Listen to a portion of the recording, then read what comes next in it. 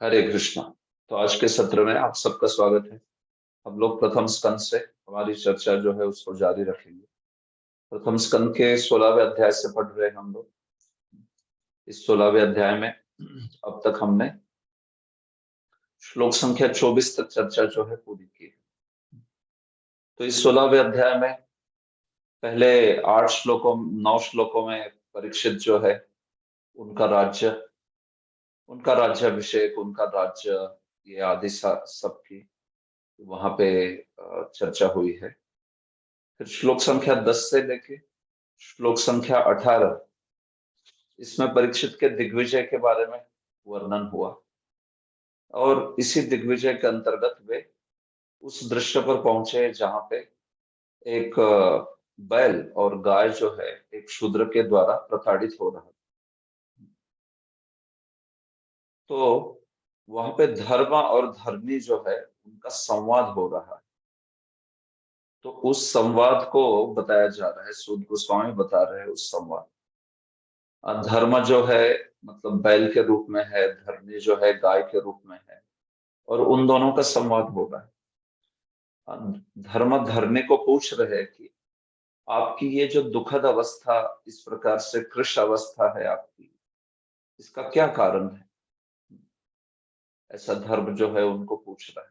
तो अलग अलग जो कारण है उन कारणों का संकेत करा के क्या बोध कराया जा रहा है कि कैसे कलयुग में ये सारे लक्षण प्रकट होते हैं। इसलिए धरती जो है, धरणी देवी जो है, वो बहुत ही कृश, बहुत ही दुखी, पीड़ा में रहती है।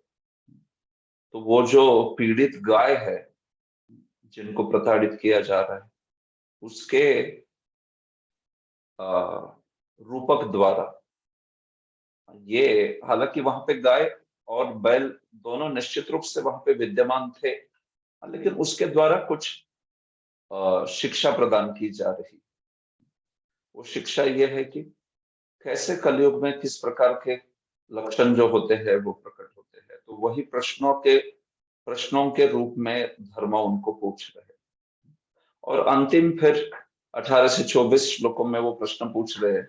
उसमें अंतिम 2 श्लोकों में 23 तथा 24 पूछते हैं कि क्या भगवान जो है इस जगत को त्याग के चले गए, ये कारण है आपके दुख का, क्योंकि अभी आप उनके संग से विहीन हो गई हो? क्या ये कारण है, इसके कारण आपके हृदय में इतनी ग्लानि या पीड़ा का अनुभव हो रहा है? इस प्रकार से तो अभी धरनी जो है, जो कि गौ के रूप में है, गाय के रूप में है, वो उत्तर देंगे। तो 25 से लेके आगे के 36 श्लोकों तक यही है अभी। तो इसको कंप्लीट कर लेते हैं, फिर इसके बाद कोई प्रश्न है तो पूछता हूं मैं। मतलब आप पूछना चाहे तो अवसर देंगे तब। इस लास्ट सेक्शन को पूरा कर लेते हैं, मतलब ये अध्याय पूरा हो जाएगा। ठीक है, तो कुछ प्रश्न है तो नोट करके रखिए। आप पूछ लेना अंत में, अध्याय जब खत्म हो जाए। ओके, तो अभी धरनी जो है, धरा, धरणी, पृथ्वी, क्षिति, सारे उन्हीं के लिए शब्द है अलग अलग। तो क्षिति देवी जो है या धरणी जो है गौ माता के रूप में, वो उत्तर देंगी। धरण्युवाच, धरण्युवाच भवान ही वेद तत्सर्वं यन्मां धर्मानुपृच्छसि चतुर्भिर्वर्तसे येन पादयोलोक सुखावहै। वल्लभी गोपी माता जी, अनुवाद पढ़ी। दंडवत प्रणाम प्रभु जी। हरि बोल। दंडवत प्रणाम। गाय के रूप में पृथ्वी देवी ने बैल रूप में धर्म रूप पुरुष को इस प्रकार उत्तर दिया, हे धर्म, आपने मुझसे जो भी पूछा है वह आपको ज्ञात हो जाएगा। मैं आपके उन सारे प्रश्नों का उत्तर देने का प्रयास करूंगी। कभी आप भी अपने 4 पांवों द्वारा पालित थे और आपने भगवान की कृपा से सारे विश्व में सुख की वृद्धि की थी। धन्यवाद। देखिए, धरणी उवाच, पृथ्वी ने उत्तर दिया, भवान ही वेद तत्सर्वम। देखिए, आप तो सब कुछ जानते हो। भवान ही वेद, वेद मतलब जानता है, जानते हो भगवान। तो आप तो सब कुछ जानते हो, यन्माम धर्मानुपृच्छसि। तो भी आपने पूछा है, इसलिए मैं बताऊंगी। भगवान ही वेद तत्सर्वम यन्माम धर्मानुपृच्छसि। हे धर्म, आप जो मुझे ये अलग अलग आपने पृच्छाएं की, जिज्ञासा की, एक एक करके अनेक प्रश्न पूछे, अनुपृच्छसि, वो सब कुछ आप जानते हो वास्तविक, लेकिन तो भी आपने मुझे पूछा है तो मैं बताऊंगी। चतुर्भिर्वर्तसे येन पादैर्लोक सुखावहै। वो कह रही है कि जिनकी वजह से आप अत्यंत सुख में विद्यमान थे, अपने चारों भी पैरों के ऊपर। चतुर्भिर्वर्तसे येन पादैर्लोक सुखावहै। आप चारों भी पैरों पर बहुत अच्छे से सुदृढ़ रूप से स्थित थे। अभी तो ऐसी स्थिति नहीं है ना उनकी, लेकिन कब थी स्थिति? भगवान जब थे ना इस धरातल, तब उनकी वैसी स्थिति थी। तो ये श्लोक का वाक्य योजना इस प्रकार से है कि 25 से लेकर 30 वे श्लोक तक पूरा वाक्य पूर्ण हो जाता है। ऐसा वाक्य है ये कि जिन भगवान की वजह से आप इस लोक में सुख सुखावह अवस्था में विद्यमान थे, अपने चारों भी पैरों के ऊपर, जिन भगवान की वजह से या जिनके द्वारा ये न, उनके विरह से मैं अभी शोक का अनुभव कर रही हूं। जो देखिए अंत में आएगा ये 30वें श्लोक में, ये ना आया था ना, ये ना तो मतलब पूर्ण होना चाहिए तेन के द्वारा कहीं पे। तो देखिए ये तेन यहाँ पे आया है। तो 25 से लेकर 30 श्लोकों में ये पूरा एक ही वाक्य है वास्तव में। जिन भगवान की वजह से आप पूरे समस्त अपने चारों पैरों पर विद्यमान थे, मतलब देखिए, हालांकि द्वापर युग था, तो द्वापर देखिए सत्य में चारों पैर विद्यमान रहते हैं। त्रेता में एक जो है उसमें से ताड़ित हो जाता है, फिर द्वापर में 2 ताड़ित हो जाते हैं, कलयुग में 3 ताड़ित हो जाते हैं। तो हालांकि द्वापर में 2 ताड़ित हो जाते हैं, लेकिन तो भी यहाँ पे कहा है कि आप चारों ही पैरों पर विद्यमान थे। मतलब क्या, जब भगवान आते हैं, जब भगवान का अवतार होता है, तो वहां पे वो द्वापर युग नहीं वास्तविक, वो तो पूरा ही समस्त सत्य युग का ही वहां पर प्रभाव जो है उस प्रकार का ही होता है। भगवान के होते हुए वे एकदम स्वस्थ थे। माता पृथ्वी कह रही है कि धर्म एकदम स्वस्थ थे, चारों पैरों पर विद्यमान। लेकिन आज उन्हीं भगवान के जाने से, उनके विरह के कारण, तेन श्रीनिवासेन रहितम लोकम, उन श्रीनिवास के विरह के कारण ये जो लोक रहित हो गया है उनसे, उस लोक के लिए मैं शोक कर रही हूँ। शोचामी कह रही है ऐसे। तो इस प्रकार से ये वाक्य योजना है। ओके, तो देखिए प्रभुपाद जी कहते हैं,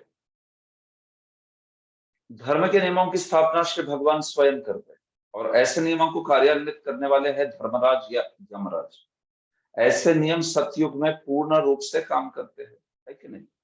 देखिए सत्य युग में चारों के चारों धर्म के पैर जो है, धर्म के स्तंभ है, वो विद्यमान होते हैं। इसलिए उसे कृत भी कहते हैं, कृत युग। कृत का अर्थ होता है 4। एक अर्थ होता है कृत का 4। फिर उसके बाद में त्रेता में 3 हो जाते हैं, और फिर द्वापर में 2, और फिर कलयुग में 1। ऐसे वो कम होता जाता है, 4 3 2 1, इस प्रकार से। तो इसलिए ये कहा जा रहा है कि सतयुग में पूर्ण रूप से काम करते हैं, त्रेता युग में इनमें 1/4 कमी आती है। मतलब एक पैर जो है वो आ, वो पूरी तरह से प्रताड़ित हो जाता है। देखिए इसके 2 प्रकार के अर्थ है इस अध्याय में आने वाले। अब देखो, आपको 4 पैरों का ये जो कंसेप्ट है ना, धर्म का इस प्रकार से समझना पड़ेगा कि एक एक पैर टूटता जाता है, या फिर हर एक पैर एक चौथाई उसकी शक्ति है वो खत्म हो जाती है। फिर एक चौथाई किसमें? त्रेता युग में। फिर द्वापर युग में हर एक पैर की आधी शक्ति खत्म हो जाती है। फिर जो कलयुग है उसमें हर एक पैर की, मतलब उसमें 3 पैर जो है, या फिर हर एक पैर की, 2 प्रकार से परिभाषा कर रहे हैं हम लोग, आप इसको समझने का ट्राई कीजिए। मैं कह रहा हूं 4 पैर जो है उसमें से सतयुग में चारों के चारों एकदम ठीक है, स्वस्थ है। फिर द्वापर में क्या हो जाता है, उसमें से एक त्रेता, सत्य के बाद त्रेता, ठीक है, सत्य, त्रेता, द्वापर, कलयुग। तो सत्य के बाद जब त्रेता युग आता है तो उसमें से एक पैर जो है वो टूट जाता है। द्वापर में 2 पैर टूट जाते हैं, कलयुग में 3 पैर टूट जाते हैं। ये एक प्रकार का अर्थ होता है इस विषय का। दूसरा प्रकार का भी अर्थ है, विश्वनाथ चक्रवर्ती इसको समझाते हैं कि चारों पैर जो है सतयुग में एकदम स्वस्थ रहते, द्वापर युग में हर एक पैर, चारों में से हर एक पैर एक चौथाई उसकी शक्ति कम हो जाती है, त्रेता युग में। फिर द्वापर युग में जो तीसरा है उसमें हर एक पैर की आधी शक्ति खत्म हो जाती है, और कलयुग में हर एक पैर की 3/4 शक्ति खत्म हो जाती है। ये भी अर्थ होता है इस प्रकार से। तो प्रभुपाद जी कह रहे हैं ये, और इस प्रकार से द्वापर युग में आधी कमी आती है, कलयुग में एक चौथाई रह जाती है, और धीरे धीरे घटकर शून्य पर आ जाती है, तब प्रलय हो जाता है। तो एकदम ही कलयुग के अंत में तो वो पूरा धर्म जो है वो पंगु हो जाता है, मतलब उसके चारों पैर जो है पूरी तरह से खत्म हो गए, कुछ बचा ही नहीं, तोड़ दिया उसको पूरा, ये बात है। तो ऐसे है। तो भगवान जब आते हैं, लेकिन कोई भी युग हो, जब भगवान आते हैं तो फिर उस युग में धर्म के चारों पैर जो है, सत्य हो, त्रेता हो या द्वापर हो, वो चारों पैरों पर धर्म विद्यमान रहता है। ये बात यहाँ पर धरनी ने बताई है। तो अभी इन श्लोकों में 26 से लेकर 30 श्लोकों में वो उन भगवान के गुणों का वर्णन करेंगे। 40 गुणों का वर्णन किया है भगवान ने, 40 गुण बताए हैं इन श्लोकों में। और कहती है वो कि ऐसे गुणों से युक्त भगवान जो है, जो गुण पात्र है, गुणों के निवास है, ऐसे गुणों के निवास से युक्त भगवान चले जाने से ये जो लोक उनसे रहित हो गया है, उसका मैं शोक कर रही हूँ। पूछ रहे थे ना धर्म कि शोक क्यों कर रही हो आप, क्यों दुखी लग रही हो, क्यों कृष्ण लग रही हो? तो ये कारण है, बता रही है धर्म, कि मैं उन भगवान के विरह से मैं जो हूं कृष्ण हूं। बाकी ये तो कलयुग के लक्षण आगे आने ही वाले, तो स्वभाव था वो तो उनसे भी दुखी होगी उन लक्षणों के प्राकट्य से।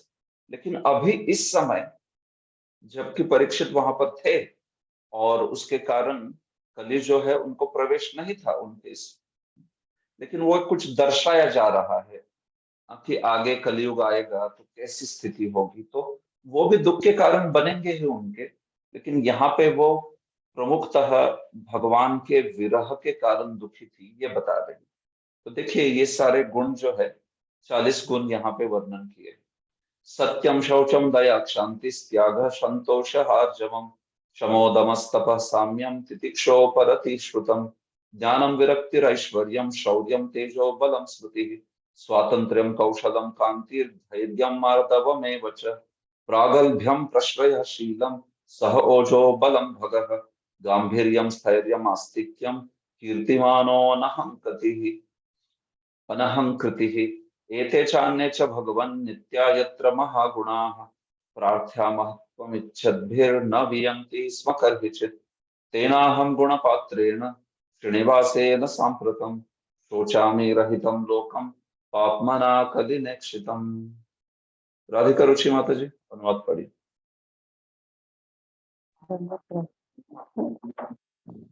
इसमें निम्नलिखित गुण तथा अन्य अनेक दिव्य गुण पाए जाते हैं।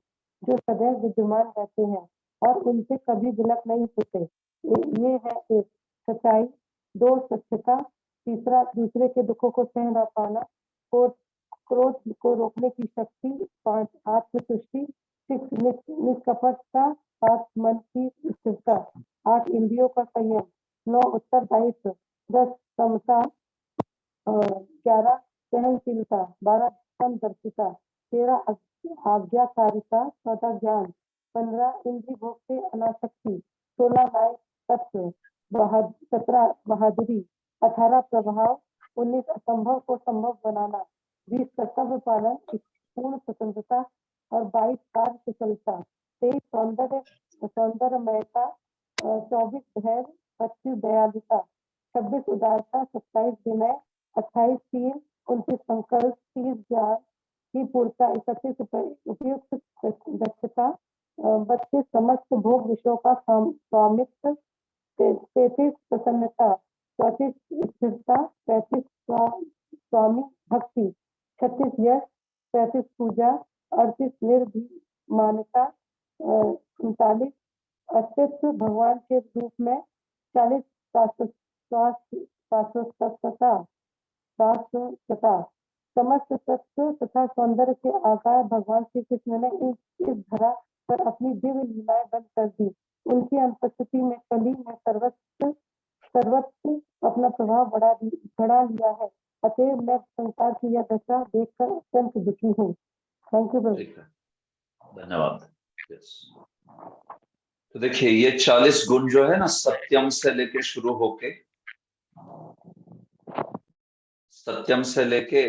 होके यहाँ पर अनहंकृति तक ये जो दिए हैं सारे गुण, वो गुण यहाँ पर जो है प्रभुपाद जी ने नंबर के साथ उसको लिख दिया है एकदम 1 2 3 4 इस प्रकार से 40 गुण जो ये ते चान्य च भगवान नित्या यत्र महागुणा। ये गुण और क्या फिर इतने ही गुण है भगवान में? हम 6 गुण सुनते हैं या 6 ऐश्वर्य सुनते हैं, कभी 4 गुण सुनते हैं, कभी 10 गुण सुनते हैं भगवान के, कभी 40 गुण सुन रहे हैं। अरे भाई भगवान के तो असंख्य गुण है, अनंत गुण है, अनंत कल्याण गुण निधि ऐसे कहते हैं भगवान।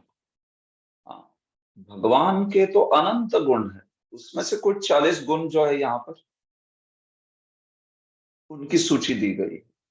तो इसलिए वो कहते हैं एते चान्य च, ये गुण और अन्य भी गुण भगवान नित्या यत्र महागुणा, जो कि भगवान में हमेशा ही वो विद्यमान रहते हैं, ये बताया जा रहा है। श्री भगवान में ये गुण जो है नित्य हमेशा ही ये विद्यमान रहते हैं। प्रार्थ्या महत्वम इच्छत भी, और ये ऐसे गुण है जो कि जिसकी प्रार्थना दुनिया में जिनको महत्व चाहिए ना, जिनको बड़ा बनना है, महत्व की चाह रखने वाले, महत्वम इच्छत भी, ऐसे लोग भी इन गुणों की प्रार्थना भगवान से करते हैं। मतलब जो भी इस जगत में कोई बड़ा बनना चाहता है, थोड़ी बहुत बड़प्पन महत्व प्राप्त करना चाहता है, वो सब ऐसे गुणों के लिए भगवान के सामने भिखारी है। ये बात भगवान जो है इन गुणों को नित्य रूप से धारण करते हैं, लेकिन अन्यों को वो तो प्रार्थ्य है, वो भगवान को प्रार्थना करनी पड़ती है, हमें भी दीजिए कुछ, तब फिर भगवान की कृपा से उसको मिलते हैं। लेकिन भगवान में नित्य रूप से विद्यमान है ये सारे, समस्त ज्ञान, विरक्ति, ऐश्वर्य, शौर्य, तेज, है कि नहीं? इसमें से एक भी गुण मिल जाए तो इस दुनिया में बहुत उस व्यक्ति का बहुत नाम हो जाता है, प्रसिद्ध हो जाता है व्यक्ति, यश मिल जाता है उसको बहुत सर्वत्र। एक भी गुण है इसमें से। तो ऐसे ये जो गुण है, महत्वम इच्छत भी प्रार्थ्या, जो इस जगत में महत्ता चाहते हैं उनके द्वारा भी प्रार्थनीय ऐसे गुण न वियंति स्म कर्हिचित, भगवान में कभी भी कम भी नहीं होते वो। भगवान में वो गुण ना होना नहीं बात हो रही है, कम भी नहीं होते, मतलब जितने हैं भगवान में वो गुण, ऐसे नहीं उनका क्षय होता है। इस दुनिया में तो गुणों का क्षय होता है, किसी के पास है भी तो थोड़ा हम लोग देखते हैं धीरे धीरे धीरे उसका क्षय होने लगता है। हाँ, कोई बहुत धनी है तो ऐसे नहीं कि धन जो है पूरा रह जाता है, या तो धन उसको त्याग देता है या फिर वो धन को त्याग के चला जाता है कि नहीं। व्यक्ति धन निकल जाता है। आज जो पूरे विश्व में एक नंबर धनी व्यक्ति है, प्रथम क्रमांक पर है, और देखिए 2 साल बाद कोई और हो जाता है, फिर उसके बाद और कोई हो जाता है, ठीक है। तो उसका धन जो है वो हम लोग देखते हैं कि रह नहीं पाता है उस अवस्था में। सौंदर्य, कोई बहुत सुंदर व्यक्ति हो, हाँ, तो वो सौंदर्य कितना समय टिकता है? थोड़े समय के लिए, कुछ सालों के लिए वो सौंदर्य जो है उससे पूरा विश्व जो है वो मोहित होता रहता है, लेकिन फिर कुछ समय बाद वो सौंदर्य पूरा चला गया। तो फिर उनको कोई देखना भी नहीं चाहता। वही सुंदर व्यक्ति को, स्त्री या पुरुष को, फिर अभी वो नए कुछ और अन्य व्यक्ति जो है उनकी सुंदरता को देखना चाहते। तो इस जगत में ये स्वभाव है, देखिए, वियंती वियंती क्षीण होते जाते हैं गुण जो है, लेकिन भगवान का ऐसा नहीं है। न वियंती स्म कर्हिचित्, कभी भी भगवान में वो जो गुण है वो निकलते नहीं, कम नहीं होते हैं, घटते नहीं है कभी। हाँ, उल्टा बढ़ते ही है भगवान में। अनंत काल से भगवान में उन गुणों की वृद्धि ही हो रही है, ये बात है। तो ऐसे उन भगवान के तेन अहम गुण पात्रेन, ऐसे वो गुणराज गुणपात्र भगवान जो है, उन भगवान श्रीनिवास के श्रीनिवासेन रहितम, उनके विरह के कारण ये जो लोक है, ये जो जगत है, हाँ, वो उनके संग से रहित हो गया है, इसलिए शोचामी, इसलिए मैं शोक कर रही हूं। तो जैसे ही वो श्रीनिवास चले गए तो पाप मना कली ने क्षितम, ये जो पापी कली है, इस कली के द्वारा दृष्टिपात हो गया है इस विश्व पर। मतलब भगवान जैसे ही चले जाते हैं तो फिर तुरंत वहां पर कली जो है उसका प्रभाव यहाँ पर दिखने लगता है। तो इसलिए इस चीज से शोक कर रही है धर्म, भगवान के विरह से, ये बात जो है बोली गई है। तो देखिए इन सारे गुणों को ना बड़े सुंदर शब्दों में श्रील जीव गोस्वामी, श्रील श्रीधर स्वामी, इन्होंने बड़ी सुंदर परिभाषा की है, एक एक शब्दों में केवल। हर एक गुण जो है ना उसको एक शब्द में समझा दिया है या 2 शब्दों में समझा दिया है। तो जो आप में से जो भी कोई टीका पढ़ते हैं तो इसको पढ़ सकते हैं, बड़े सुंदर एक एक गुण को लेके उसको बढ़िया से समझा दिया है, क्या होता है वो गुण। ऐसे तो प्रभुपाद जी ने क्या किया है, उसमें से ही कुछ गुणों को लेके तात्पर्य लिखा है कि जिसमें वो गुणों का वहां पर कुछ निरूपण कर रहे हैं। देखिए प्रभुपाद जी, भले ही पृथ्वी को चूर्ण चूर्ण करके इसके परमाणुओं को गिन लिया जाए तो भी श्री भगवान के दिव्य गुणों का अनुमान लगाना दुष्कर होगा। ब्रह्मा जी कहते हैं इसको, दशम स्कंद के 14वें अध्याय में ब्रह्मा जी की प्रार्थनाओं में ये प्रार्थना है कि आप भगवान के गुणों का गिन ही नहीं सकते हो। परमाणु को गिन लेंगे हम लोग, लेकिन भगवान के गुणों को गिन नहीं सकते। देखिए परमाणुओं को भी गिनना बड़ा कठिन है, बट कहने की बात क्या है, मतलब मानो आपने परमाणु तक को गिन लिया, वो अपने में एक असंभव है, लेकिन मानो कर लिया, just for sake of argument, जैसे मान लीजिए तो आप परमाणु कितने हैं इसको भी गिन लोगे, लेकिन भगवान के दिव्य गुणों को नहीं गिन सकते हैं। अनंत गुण विभूषित है भगवान, अनंत गुण है उसके उनके। बस उसमें से कुछ प्रमुख 64 गुण जो है वो श्रील रूप गोस्वामी ने हमें दिए भक्ति रसामृत सिंधु में। भगवान के 64 गुण बोलते हैं, श्री कृष्ण में 64 है, और फिर विष्णु जो है उनमें 60 है, और फिर शिव जो है उनमें 55 है। ये सब क्या बातें हो रही, कुछ एक प्रमुख गुणों को लेके बात हो रही है, लेकिन भगवान में तो अनंत गुण है, अनंत कल्याण गुण निधि। तो ये बात है। तो इसीलिए प्रभुपाद जी कहते हैं कि भगवान अनंत देव अपनी अनंत जिह्वाओं से परमेश्वर के दिव्य गुणों का गान करने का प्रयास करते रहे, किंतु भगवान के गुणों का अनुमान लगा पाना अनंत वर्षों के पश्चात भी संभव नहीं हो। भागवत में कहा है कि भगवान अनंत देव अपने अनंत जिह्वाओं से अनंत काल से भगवान के गुणों का गुणगान कर रहे हैं, लेकिन तो भी अभी तक वो गुण जो है वो खत्म नहीं हुए। हाँ, गुण जो है उन गुणों का संकीर्तन चल ही रहा है। अब कभी भी एक गुण जो है उसकी भी पुनरुक्ति नहीं करते, अनंत नए नए गुणों की बात करते हो। मतलब आप सोच सकते हो कि कितने भगवान के गुण जो है, कितने अनंत गुणों से उसकी अनंत मात्रा में हमें भगवान के गुणों का ये जो आकलन है वो हो सकता है कि कैसे भगवान जो है अनंत है। तो प्रभुपाद जी कहते हैं लेकिन किंतु यदि इतने ही गुण मान लिए जाए, मानिए ये 40 गुण हमने अभी के हमारे अध्ययन के लिए ले लिए, तो इसको भी कई उपशीर्षकों में विभाजित किया जा सकता है। मतलब हर एक गुण ले लिया तो वो अपने में उसके कुछ सब कैटेगरीज बनाए जा सकते हैं, उपशीर्षक बनाए जा सकते हैं। हाँ। जैसे श्री जीव गोस्वामी के अनुसार तीसरा गुण जो है, क्या है तीसरा गुण? देखिए तीसरा गुण है दूसरों के दुखों को सह न पाना, है कि नहीं?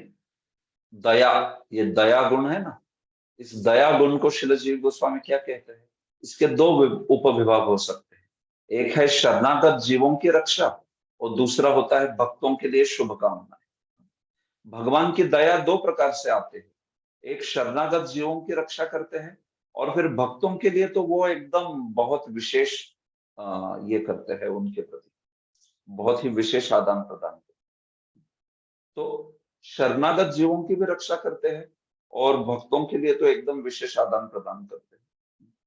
तो इसको श्री जीव गोस्वामी ने अपनी टीका में समझा है। देखिए दया, दया मतलब पर दुखा सहनम, अन्य व्यक्ति के दुख को सहन न कर पाना।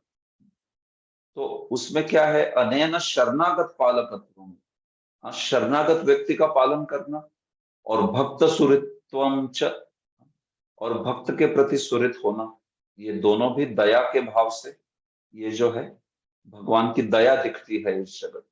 हाँ। देखिए आप कहोगे हर एक जीव के लिए भी तो भगवान ने समस्त व्यवस्था कर दी है, वो भी दया है उनकी। हाँ। तो देखिए यहाँ पे विशेषता, वो तो भगवान प्रकृति के माध्यम से सारे जीवों के लिए कुछ सुविधा दे देते हैं। हाँ, वो बहुत कुछ दया का गुण विशेषतः भगवान का ऐसे दिखाई नहीं पड़ता है। वो भगवान ने व्यवस्था बना दी बस, ठीक है हर एक जीव के लिए। लेकिन खास करके शरणागत को पालन करते हैं और भक्त के प्रति सुहृद रहते हैं, वो एक विशेष दया का भाव है। वैसे तो भगवान करुणामय है सबके लिए ही, नो प्रॉब्लम, लेकिन दया जब कहते हैं ना तो इसमें दो विशेष गुण आ रहे हैं।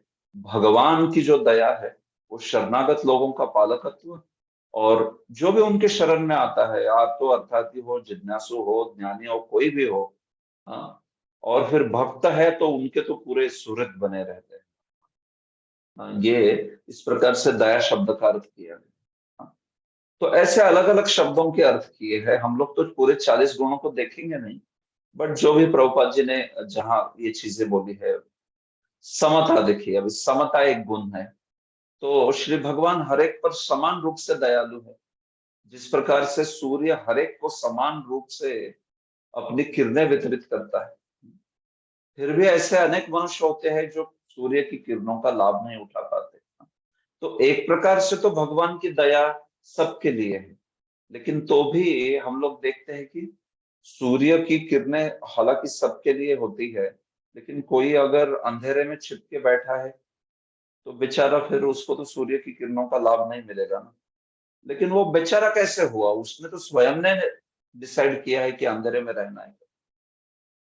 तो भगवान तो सर्वत्र सबको देने के लिए तैयार है कृपा, लेकिन शरणागति में आने वाले जीव कितने हैं? बहुत कम आना चाहते, तो भगवान ने किसी के लिए दरवाजा रोका नहीं है ना उनका। तो ऐसा तो नहीं हो सकता कि भाई शरणागत भी नहीं है तो, और शरणागत और अशरणागत दोनों को समान ट्रीटमेंट, ऐसा नहीं होता है। हाँ। ये तो फिर भगवान विश्वनाथ चक्रवर्ती कहते हैं पत्थर जैसे हो गए।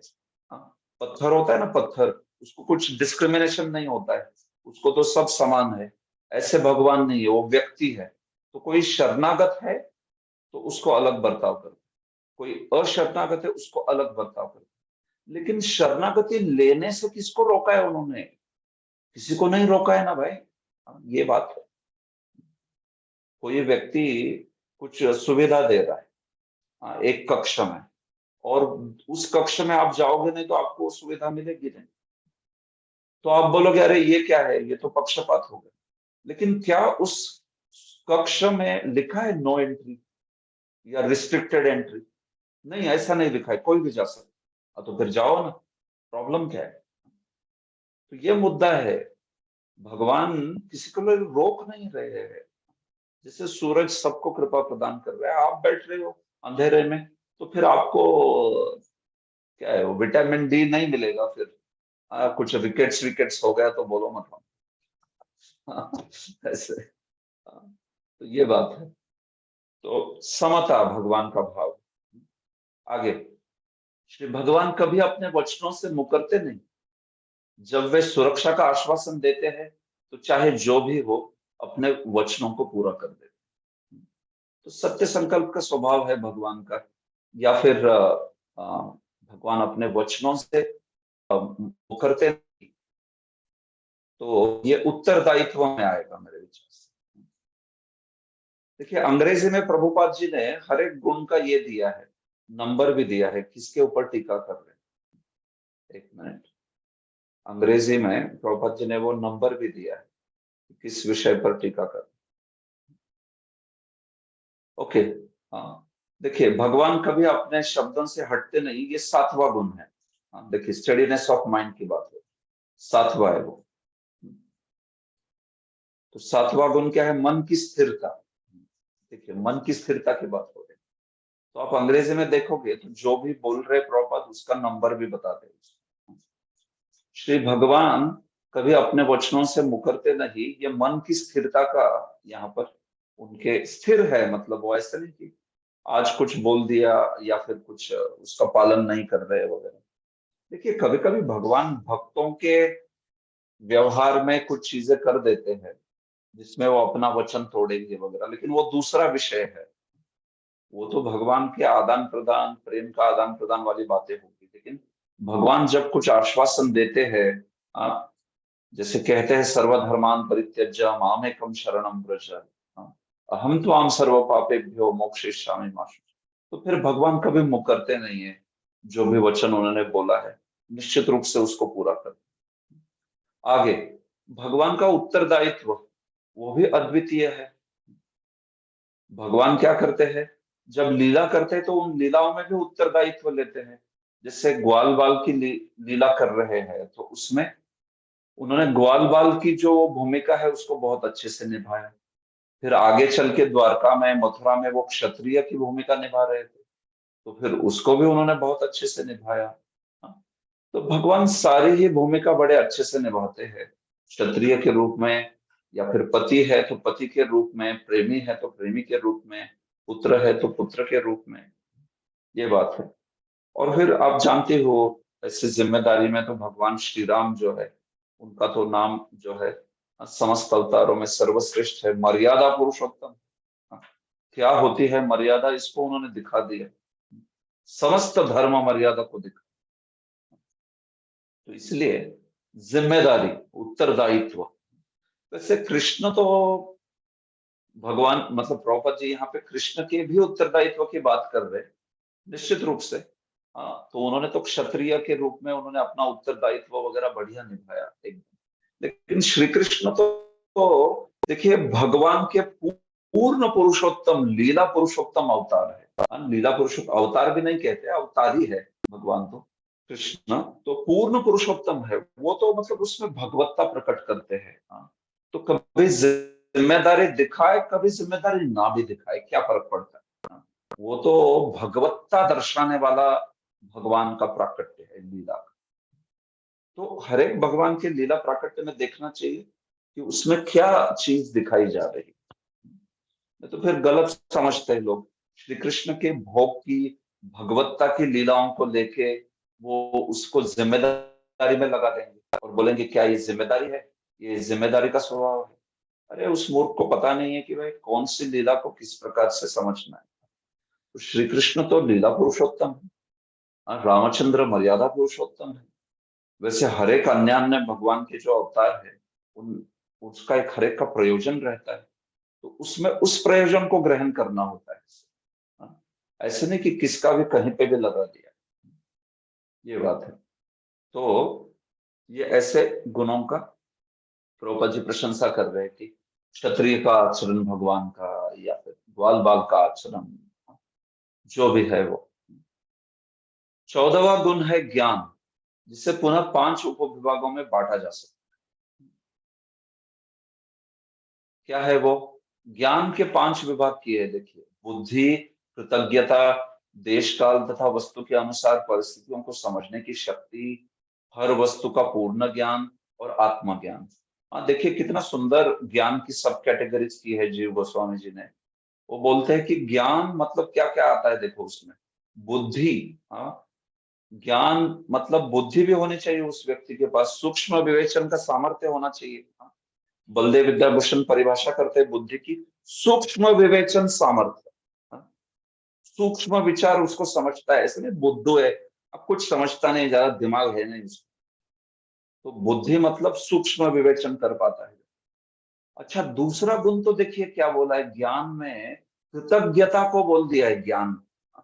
कृतज्ञता मतलब कोई अकृतज्ञ है, कृतघ्न है, तो उसको ज्ञान नहीं है वास्तविक। हाँ, बड़ा सुंदर विभाग किया है ज्ञान का। Gratitude is knowledge. हाँ, जिसको कृतज्ञता नहीं है वो अज्ञानी है वास्तविक। हाँ, आजकल की पीढ़ी में हम लोग देखते हैं कि कृतज्ञता नहीं होती किसी को भी। हाँ, जो भी लाभ मिला उस लाभ के प्रति बिल्कुल भी कृतज्ञता नहीं होती। लगता है हर एक को कि हाँ ये तो हमें मिलना ही चाहिए, ये तो हमारा हक है। इस प्रकार का भाव होता है हर चीज के प्रति। तो देखो ऐसे कुछ होता नहीं हक वगैरह, हमें कोई लाभ कर रहा है तो उसके प्रति कृतज्ञता होनी चाहिए। देश काल तथा वस्तु के अनुसार परिस्थितियों को समझने की शक्ति, हाँ देश काल, पात्र, इसका ज्ञान होना चाहिए। हाँ, ये भी ज्ञान में आता है। हर वस्तु का पूर्ण ज्ञान, देखिए क्या द्रव्य है, हाँ मतलब क्या सत है, क्या असत है, क्या चित है, क्या अचित है, इस प्रकार का ज्ञान होना। और फाइनली आत्मज्ञान, हाँ, आत्मा के संबंध में, परमात्मा के संबंध में। तो ऐसे ज्ञान के भी 5 उपविभाग किए गए, ये बात है। तो देखिए ये इस प्रकार से अलग अलग ऐसे गुण जो है एनालाइज किए गए।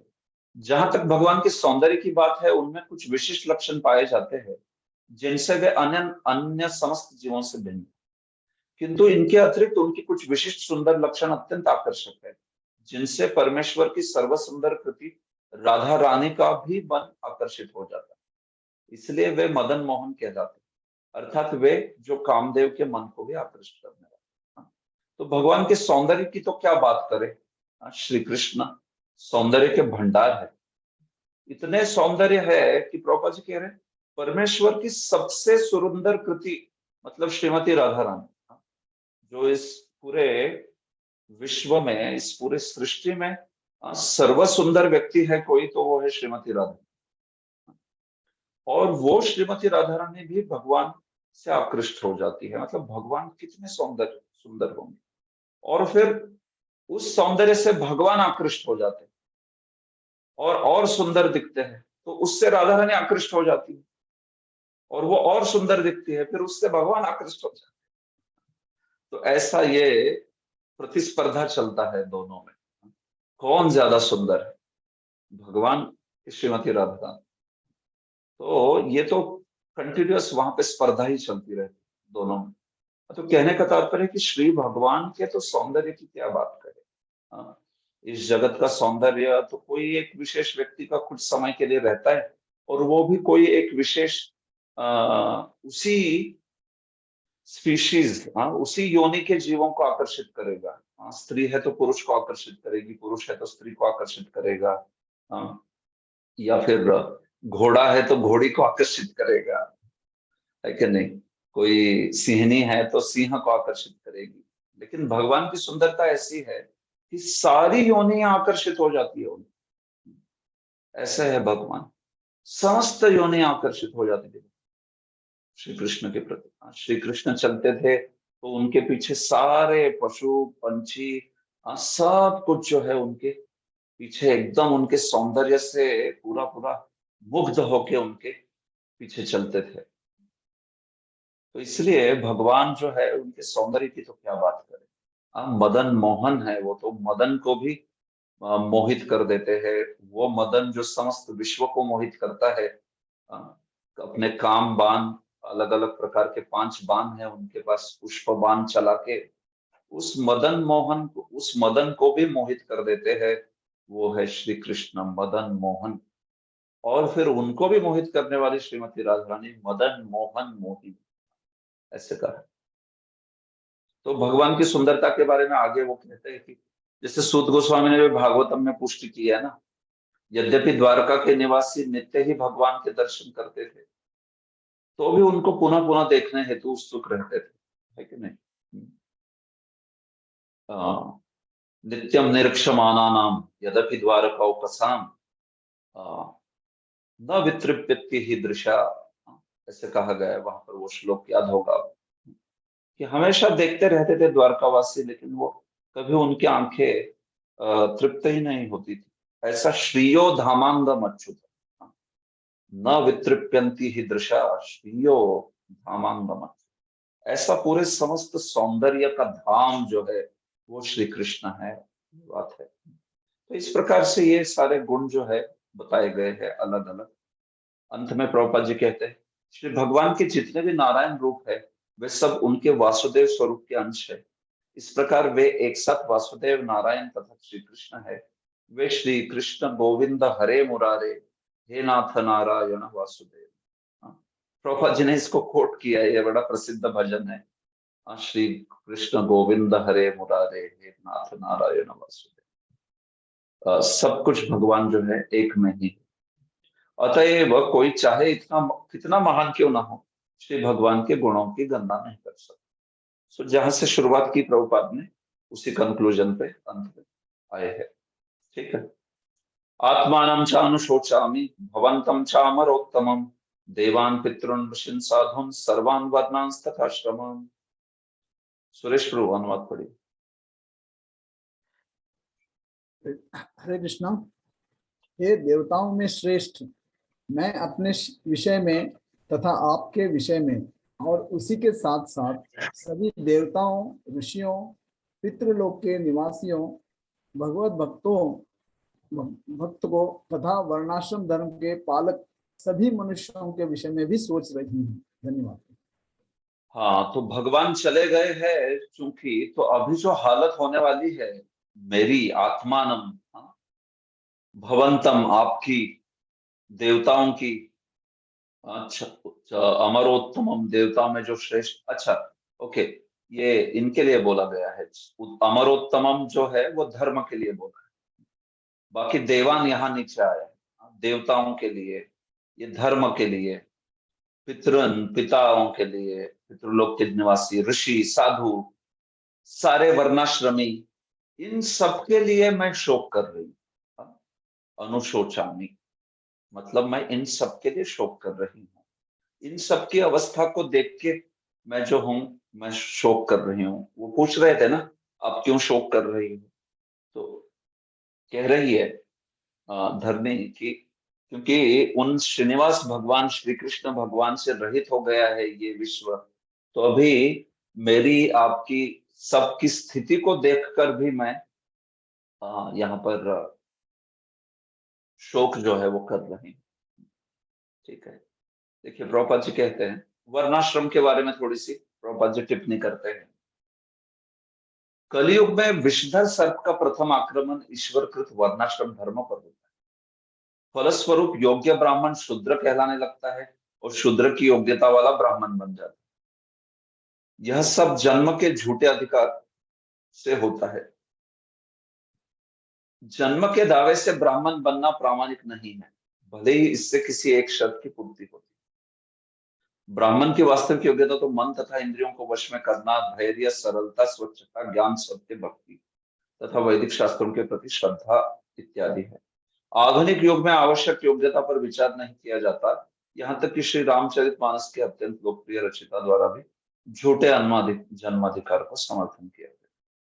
ठीक है, तो प्रभुपाद जी कहते हैं कि वर्णाश्रम धर्म जो है, वो वर्णाश्रम धर्म उस पर पहले अटैक हो जाता है, आक्रमण हो जाता है कलयुग में, और फिर उसको ही आपने तोड़ दिया तो स्वभाव था फिर ब्राह्मण के गुणों वाले ब्राह्मण नहीं रहेंगे, क्षत्रिय के गुणों वाले क्षत्रिय नहीं रहेंगे, वैश्य के गुणों वाले वैश्य नहीं रहेंगे, और सब शूद्र हो जाएंगे या शूद्र से भी नीचे हो जाए ऐसे।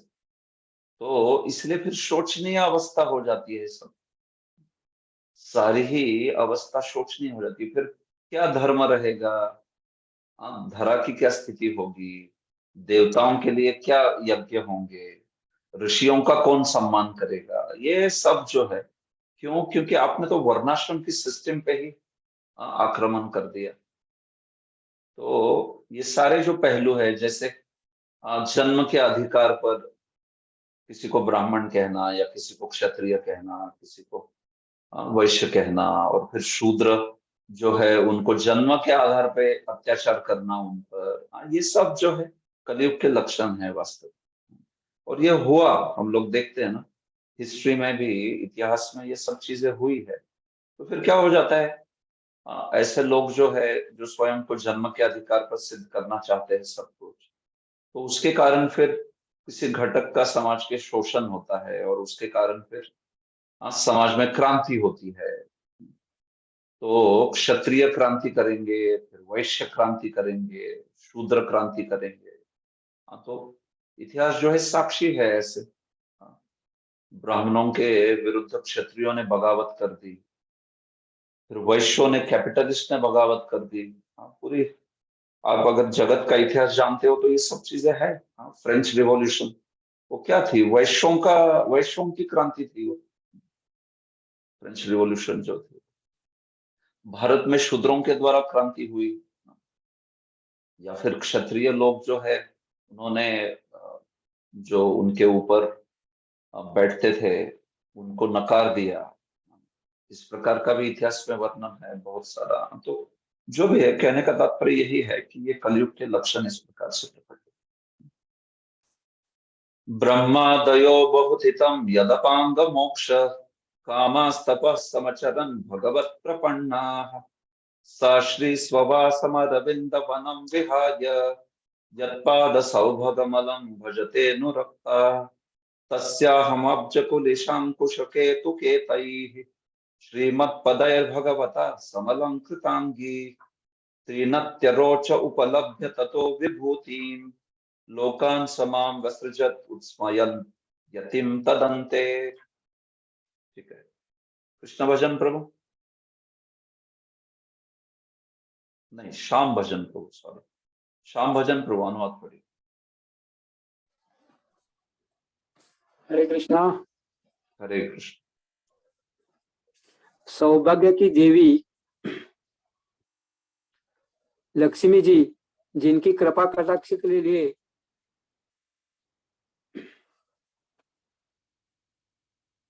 क्या हो रहा है, दिख नहीं रहा है आपको? एक मिनट प्रभु जी।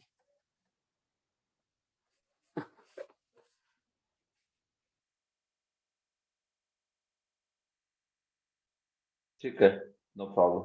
अभय चरण अरविंद प्रभु आप पढ़िए। हरे कृष्ण प्रभु, दंडवत प्रणाम।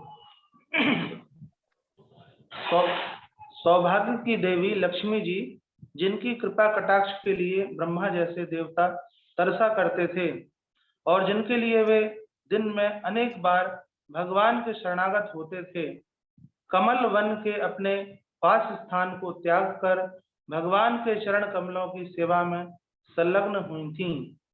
मुझे वे विशिष्ट शक्तियां प्राप्त हुई थीं जिनसे मैं ध्वज, वज्र, अंकुश तथा कमल चिन्हों से, जो भगवान के चरण कमलों के चिन्ह हैं, अलंकृत होकर तीनों लोकों की संपत्ति को परास्त कर सकती थी।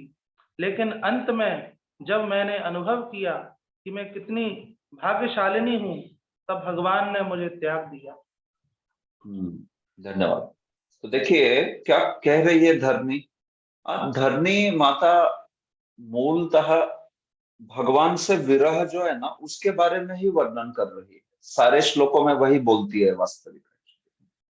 पहले भगवान के गुणों का वर्णन किया उन्होंने, फिर बताया कि कैसे उन भगवान के विरह के कारण जो हमारी स्थिति हो रही है उसका मैं शोक कर रही हूँ। और फिर इन बचे हुए श्लोकों में भी क्या बोलती है, वो बता रही है कि कैसे उन भगवान का, जिन भगवान की कृपा प्राप्त करना इतना कठिन है, उनका संग मुझे प्राप्त हुआ और वो भगवान आज मुझे छोड़ के चले गए। आज मतलब कुछ समय पहले छोड़ के भगवान चले गए। तो वो कितने उनके चरण कमल जो है वो महान है, और ऐसे चरण कमलों से मैं विहीन हो गई। इसके लिए वो फिर उस चरण कमल का गुणगान कर रहे हैं। ये सारी बोल के बातें ब्रह्मादयो, कैसे ब्रह्मा भी जिनके चरण कमल का अर्चन करते हैं, या ब्रह्मा जिनके कृपा चाहते हैं, वो लक्ष्मी जी भी भगवान की सेवा के लिए पूरी पूरी लालायित रहती है। ऐसे बोल रहे हैं धरनी जो है। क्या कह रही है देखिए, ब्रह्मादयो बहुतिथम यदपांग मोक्ष कामस्तप समचरण भगवत प्रपन्ना।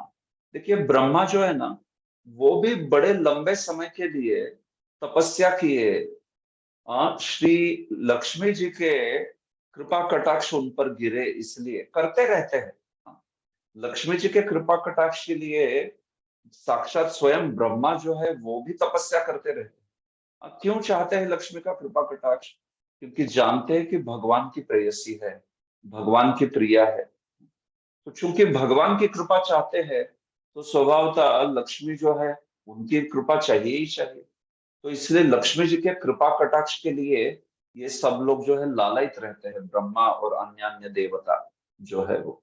यद अपांग मोक्ष, अपांग मोक्ष मतलब कटाक्ष, कटाक्ष का पात कर दे, वो अक्षपात कर दे, बस उसमें उनको जो है बहुत समृद्धि जो है उसका अनुभव करते हैं। तो इसलिए ब्रह्मा और अन्य देवता तब कर रहे हैं किसके अपांग मोक्ष के लिए, किसके कृपा कटाक्ष के लिए? भगवान के कृपा कटाक्ष की नहीं बात हो रही, लक्ष्मी के कृपा कटाक्ष के लिए। तो हालांकि वे भगवत प्रपन्ना है, सारे के सारे भगवान के शरणार्थी है, लेकिन चूंकि जानते हैं कि भगवान की प्रिया हमसे अगर प्रसन्न होंगी, तो फिर भगवान स्वभावतः हमसे प्रसन्न होंगे, सहज भगवान प्रसन्न होंगे। तो इसलिए लक्ष्मी जी की कृपा के लिए ब्रह्मा आदि सब लालायित रहते हैं और तपस्या करते हैं। या फिर विश्वनाथ चक्रवर्ती कहते हैं क्योंकि ये सकाम है, सकाम भक्त है, चाहते हैं कि अपना ऐश्वर्य, अपना लोक, अपनी सत्ता, जो भी कुछ अपना पद है वो अखंडित रूप से, अबाधित रूप से विद्यमान रहे। इसलिए एक सकाम भाव से लक्ष्मी जी जो ऐश्वर्य प्रदान करती है उनका कृपा कटाक्ष चाहते हैं। तो ऐसी वो लक्ष्मी, देखिए बताने का भाव ये है कि जिस लक्ष्मी के कृपा कटाक्ष के लिए ब्रह्मा और देवता लालायित रहते हैं, तपस्या करते हैं, और बस उनके कृपा का कटाक्ष, कटाक्ष मतलब साइडलॉन्ग ग्लांस होता है एक्चुअली। सीधे भी नहीं देखना, कटाक्ष मतलब आप समझते हो ना, ऐसे ऐसे साइड से देख लिया एकदम, वो कब कटाक्ष हो गया, मतलब पूरा भी नहीं है वो, उसको कटाक्ष कहते। तो ऐसे कटाक्ष भी हो जाए लक्ष्मी जी का, तो उनका ऐश्वर्य सुनिश्चित है सब। तो ऐसे वो सारे जो लक्ष्मी जी की इतनी आराधना कर रहे हैं, सा श्री वो लक्ष्मी स्ववासम अरविंद वनम विहाय, वो अपना जो निवास स्थान है, सुंदर कमलों से सुशोभित जो उनका निवास स्थान है वैकुंठ में, जो उनका निवास स्थान है पूरा ही समस्त सारे अरविंद वनों से भरा हुआ, सारे कमलों से भरा हुआ, है कि नहीं। लक्ष्मी जी जो है कमलासना है, पद्मासना है, पद्ममालिनी, पद्मा, पद्मासना, सारे उनके ही नाम। तो ऐसा वो अपना स्थान, वो सुंदर वन त्याग के विहाय यत्पाद सौभगमलम भजते अनुरक्ता, जो है वो भगवान के चरण कमलों के पास ही, उनके चरण कमलों के साथ ही, वहां पे ही वे जो है विद्यमान होना चाहती है, हमेशा छोड़ना ही नहीं चाहती भगवान के चरण कमलों को। वो अपना जो स्थान है उनका, वो तो वो उससे ज्यादा, मतलब वो उसका कोई आकर्षण नहीं है, उनको तो भगवान के चरण कमल, उसकी सेवा शुश्रूषा, यत्पाद सौभगमलम।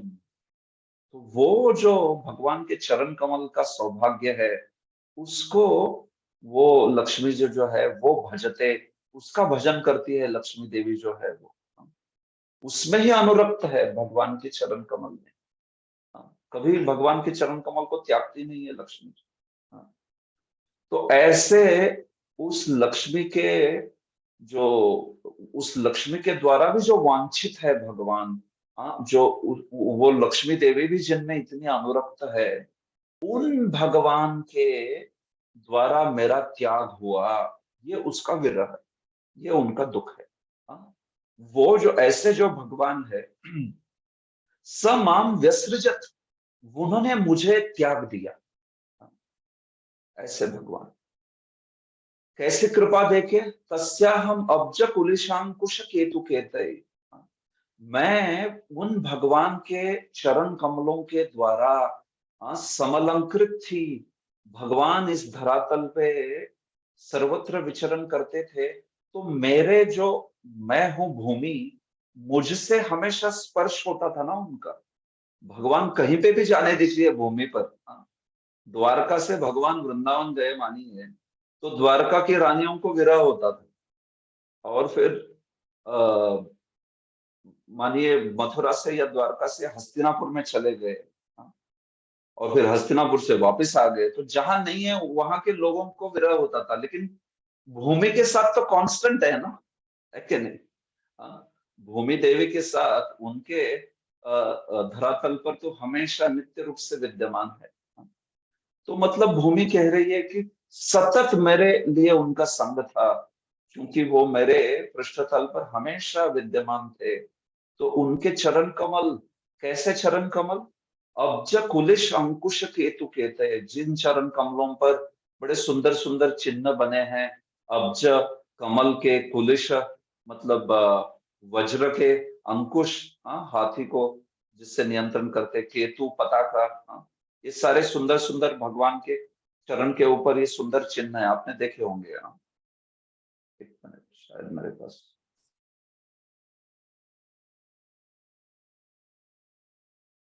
Just 1 minute.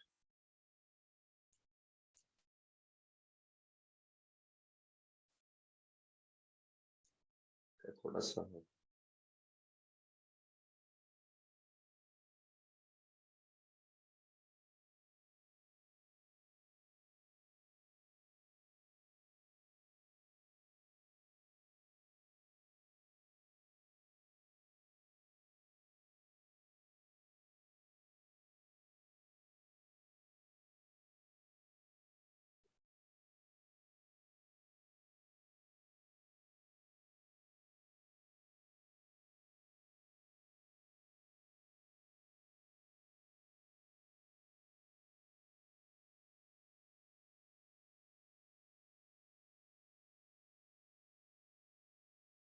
तो देखिए ये है भगवान के चरण कमल, श्री कृष्ण के, श्याम सुंदर के। तो देखिए ये जो है अंकुश है, ये जो है कमल है, ये जो है चक्र है, ये है वज्र, ये है केतु। तो इस प्रकार से ये सुंदर ऐसे ऐसे चिन्ह बने। 18 चिन्ह है टोटल भगवान के चरण कमल पर, अलग अलग। 11 एक चरण कमल पर और एक 7 एक चरण कमल पर, इस प्रकार से। तो इन चरण कमलों के चिन्हों की बात हो रही है। तो ऐसे इन चिन्हों को वो कह रही है, भूमि देवी जो है, कि उनसे विरह जो है मेरा हो गया है, तो इसकी वजह से वो दुख का अनुभव कर रही है।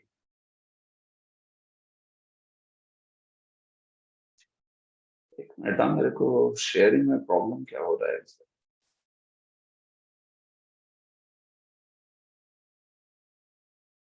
ठीक है, ओके। तो ऐसे उन भगवान के चरण कमलों से मैं समलंकृतांगी, मैं सम्यक रूप से अलंकृत थी, और इसकी वजह से मेरी शोभा तो त्रीन अत्यरोचे, तीनों लोकों के ऊपर मेरी शोभा चली गई। त्रीन लोकान अत्यरोचे। तो ऐसे भगवान की कृपा मुझे मिली कि मैं तो तीनों लोकों के ऊपर, मतलब जो त्रिलोक है, भूर्भुवः स्वः, उसके भी परे, इनफैक्ट वैकुंठ से भी ज्यादा मेरा जो है भगवान श्री कृष्ण जहाँ पे मेरे धरातल पर विद्यमान है हमेशा, तो इसलिए मैं तो तीनों लोकों के परे मेरी शोभा हो गई। और ऐसी विभूति मुझे प्राप्त होने के बाद भगवान ने मुझे त्याग दिया। समाम विसर्जित, क्यों? उत्स्मय अंतिम, क्योंकि मैं उत्स्मय का अनुभव कर रही थी। मैं सोच रही थी, अरे देखो मेरी शोभा तो वैकुंठ से भी ज्यादा है, मैं तो, भगवान की मेरे ऊपर कैसी कृपा हो गई। तो स्मय मतलब, स्मय का अनुभव होना मतलब अहंकार का अनुभव होना, या थोड़ा गर्व का अनुभव, उत्स्मयति। तो वो कहते हैं कि फिर वो भगवान जो है मुझे त्याग के चले गए। मतलब देखिए, ये धरा का अपना भाव है कि वो ऐसे अपनी शोभा के से गर्वित हुई, तो इसलिए फिर भगवान उनको त्याग के चले गए, ऐसी बात है। संसार का सौंदर्य तथा ऐश्वर्य श्री भगवान की कृपा से ही बढ़ सकता है, किसी मानवकृत योजना से नहीं। भगवान श्री कृष्ण इस पृथ्वी पर विद्यमान थे, तब उनके चरण कमल के विशिष्ट चिन्ह धूलि पर अंकित होते थे, जिस विशेष कृपा के कारण संपूर्ण पृथ्वी यथासंभव भरी पूरी रहती थी। कुंती देवी ने भी प्रार्थना की है इस प्रकार से, नेयम शोभिष्यते तत्र यथेदानीं गदाधर त्वत्पदैर अंकिता भाति स्वलक्षण विलक्षितैः। आपको याद होगा ये, बड़े सुंदर। फिर आगे भी कहते हैं, वनाद्रि आदि वो नद्या एध्यन्ते तव विक्षित है। ये सारे नदियां, ये सारे पर्वत, ये सब जो है शोभायमान है आपके ही वजह से, आपके दृष्टिपात से इनकी वृद्धि हो रही है। तो उसी चीज को प्रभुपाद जी यहाँ पे कह रहे हैं कि हम लोग भगवान से विहीन रहेंगे तो फिर कितने भी इकोनॉमिक डेवलपमेंट करना चाहेंगे, प्रयास करना चाहेंगे, लेकिन तो भी उससे व्यक्ति को शायद लग सकता है कि धन बहुत मिल रहा है, लेकिन वो जो वास्तविक अर्थ बोलते हैं वो धन नहीं होता है। धर्म अर्थ काम मोक्ष है ना, उसमें जो अर्थ है वो केवल धन की मात्रा नहीं है। वो जो अर्थ है ना, it's a wholesome growth, it's a wholesome development. वो सर्वांगीण सर्वांगीण प्रगति होती है। तो किसी के पास बहुत धन है और लेकिन दिन रात उसको इतना स्ट्रेस है कि उसको बेचारे को नींद भी नहीं लग रही, तो उसको अर्थ नहीं कहते। वो अर्थ नहीं है। धर्म अर्थ बोलते हैं ना, इकोनॉमिक डेवलपमेंट, प्रॉपर आर्थिक विकास के, तो आर्थिक विकास उसको नहीं कहते बस बहुत सारी धनराशि जमा के रखी है, नहीं। उसमें पूरा मानसिक शारीरिक स्तर पर व्यक्ति जो है उसको संतुष्टि का अनुभव जो है वो होना चाहिए। नहीं तो फिर आधी व्याधि से पीड़ित है, कितने भी पैसे लेके बैठे, उसको थोड़ी ना अर्थ बोल, वो तो बेकार है। ये बात है। तो अतएव मनुष्य को चाहिए कि वह पृथ्वी पर श्री भगवान से सदैव कृपा बनाए रखने की याचना करे, जिससे हमें उनकी अहेतु की पृथक कृपा प्राप्त हो और जीवन की समस्त सुविधाएं प्राप्त हो। मतलब भक्तिमय जीवन जीते हैं, कृष्ण भावना भावित जीवन जीते हैं, तो फिर ऐसा व्यक्ति जो है वो जीवन में सुख का अनुभव कर सकता है, अर्थ का अनुभव कर सकता है। नहीं तो फिर हालांकि भले ही बहुत धन हो दिखने के लिए बाह्य रूप से, लेकिन जैसे हम लोग देखते हैं ना पाश्चात्य देशों में काफी सारा धन है, लेकिन इतना गुनाह, कितना क्राइम है वहां पर, इतना स्ट्रेस है, इतना कुछ, कितने सारे रोग है, मानसिक रोग है, आत्महत्या का प्रमाण है। तो ये सारी चीजें क्यों दिखती है? क्योंकि वो अर्थ नहीं है वास्तविक। It is not economic development वैदिक हिसाब से, वैदिक इसके अनुरोध से। संसार की कोई ऐसी व्यक्ति नहीं है जिससे भगवान जुड़े ना हो। हम कैसे भगवान के साथ जोड़ सकते हैं? प्रभुपाद जी कह रहे, दिव्य शब्दोच्चारण द्वारा भगवान से जुड़ सकते हैं, हरे कृष्ण महामंत्र के जप के द्वारा। जो भी भगवान का निरपराध रूप से कीर्तन करता है वह भगवान के समान शुभ होता है, और संसार भर में भगवत भक्तों के विचरण करने से संसार के संपूर्ण कष्ट दूर हो सकते हैं। तो ये प्रैक्टिकल चीज प्रभुपाद जी यहाँ पे कह रहे हैं। ठीक है। यो वै ममाति भरमासुरवंशराज्ञाम् अक्षौहिणी शतमपानुदददात्मतन्त्रः त्वां दुःस्थमूनं पदमात्मनि पौरुषेण संपादयन् यदुषुरम्यम् अभिव्रतंगम्। जय श्री राधा माता जी। अनुवाद करें। हरे कृष्ण प्रभु जी, दंडवत। दंडवत। हे धर्म पुरुष, मैं नास्तिक राजाओं द्वारा नियोजित अत्यधिक सैन्य समूह के भार से बोझिल हो उठी थी, और अब श्री भगवान की कृपा से उससे उबर चुकी हूँ। इसी प्रकार आप भी कष्टप्रद अवस्था में थे और खड़े भी नहीं हो सकते थे। इस प्रकार आपको भी उबारने हेतु यदुवंश में वे अपनी अंतरंगी शक्ति से अवतरित हुए थे। हरे कृष्ण। हाँ, बता रही है धरनी कि मेरे ऊपर जो असुरों का इतना बड़ा भार था ना, ममाति भारम, ममाति भरम, जो असुर वंश के राजा थे, उनके कई कई अक्षौहिणी सेना का जो भार था वो अपानुदत, अपानुदत मतलब उसको उतार दिया भगवान ने। आत्मतंत्र, जो भगवान स्वतंत्र है, आत्मनिर्भर निर्भर है, उनको किसी की जरूरत नहीं है, हमें सबको उनकी जरूरत। तो ऐसे आत्मतंत्र स्वतंत्र ईश्वर भगवान है, उन्होंने मेरा पूरा भार जो है मेरे ऊपर था वो निकाल दिया। त्वाम दुस्थम ऊन पदमात्मनि पौरुषेण, और तुम भी जो कि दुखद अवस्था में थे,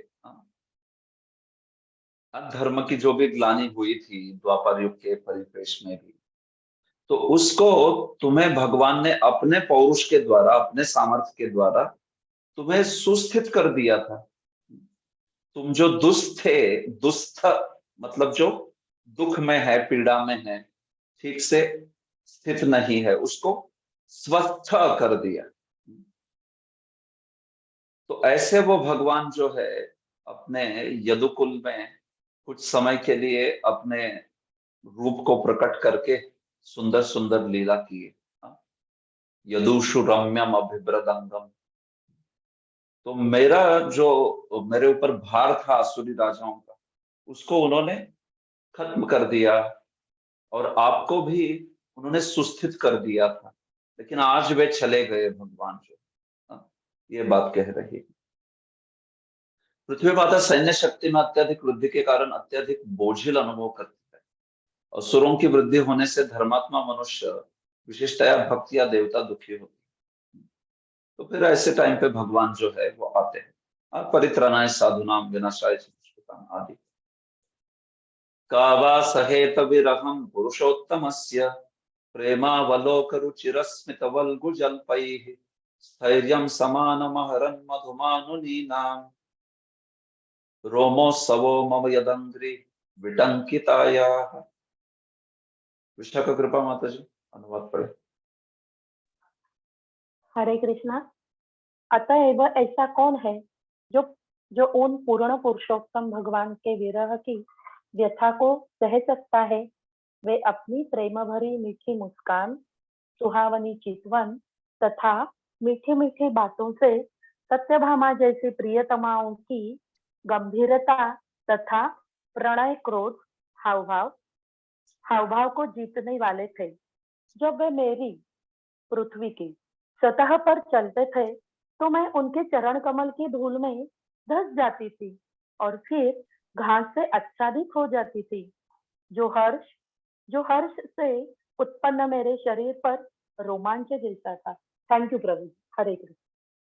हरे कृष्ण। तो यहाँ पे वो उपसंहार कर रही है अपने वार्तालाप का। कह रही है कि ऐसे उन भगवान का विरह कौन सह सकता है। आपने मुझे इतने प्रश्न किए ना, आप क्यों पीड़ा में हो, क्यों कृश हो, क्यों विच्छाया हो, कावा सहेत विरहम पुरुषोत्तमस्य। अरे ऐसी कौन सी स्त्री है जो उन भगवान का, पुरुषोत्तम भगवान का विरह सहन कर सकती है। प्रेमावलोक रुचिरस्मितवल्गु जल्पै स्थैर्यम समानम अहरत। वो भगवान जो अहरत हर लिए, जीत लिए, क्या जीत लिए, वो मधुमानिनी नाम, जिनका मान जो है मधु जैसा था। बड़ी सुंदर लीला करते थे ये सब भगवान की रानियां जो है, सत्यभामा आदि हट लेके बैठ जाती थी भगवान के। आप तो जानते हो, जैसे वो पारिजात वाला एपिसोड है उसमें भी। तो मधुमानिनी नाम, जिनका मान जो है मधुवत था एकदम, जैसे शहद होता है वैसे भगवान को बड़ा प्रसन्न करता था वो जो स्वभाव है इन सारी रानियों का अलग अलग। तो खास करके सत्यभामा और अन्य अन्य रानियां जो भी।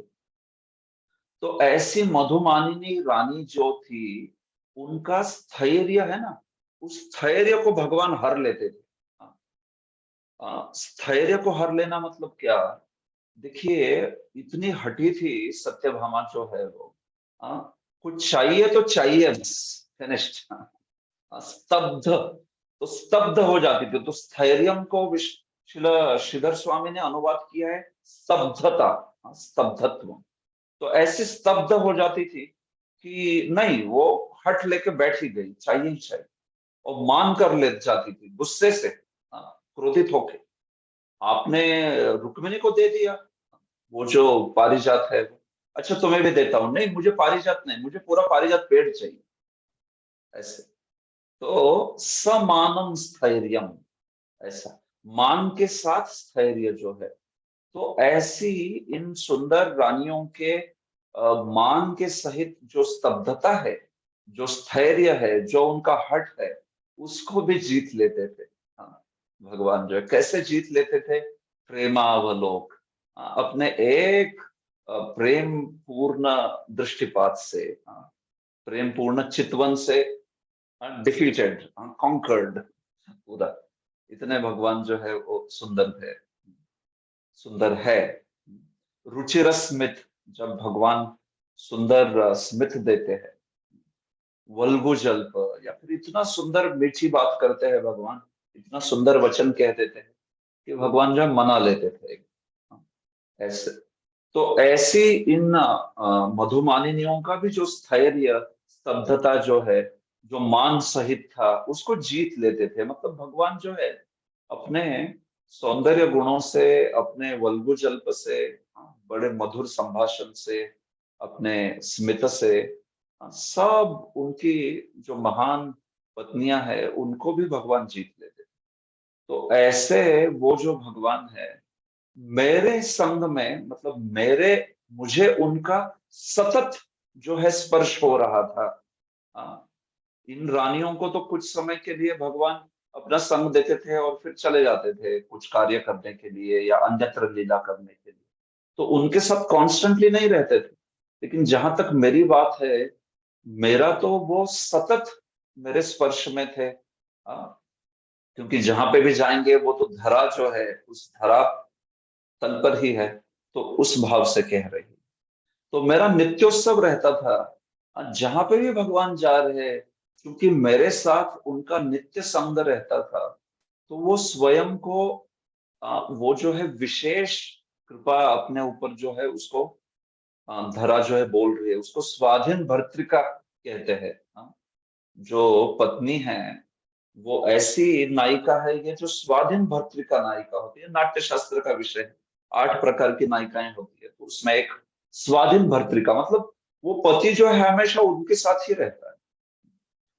तो इतना वो उनके प्रेम से अभिभूत है कि उनके साथ ही रहता है। तो ऐसी स्वाधीन भर्तृका समझ रही है खुद को कि जो भगवान उनके नित्य स्पर्श में थे, नित्य संग में थे।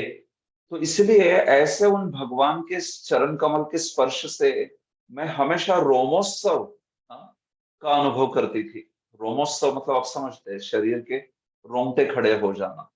तो वो जो धरातल पर अलग अलग पौधे हैं ना, छोटे वनस्पति है या पौधे है, घास है, तो उनका जो वो उगना है भगवान के चरण कमलों के स्पर्श से, वो घास जो है वो भी खड़ा हो जाता था सारा। तो उसको वो रोमोत्सव कह रही है। मानिए जैसे पृथ्वी का अंग है और उसके ऊपर वो जो रोम है, उसकी तुलना हो रही है उन सारे घास के साथ, वो सारे खड़े रह रहे। तो इसको रोमोत्सव इस प्रकार से किया है, कहा जा रहा है। यदांघ्रि विटंकिताया।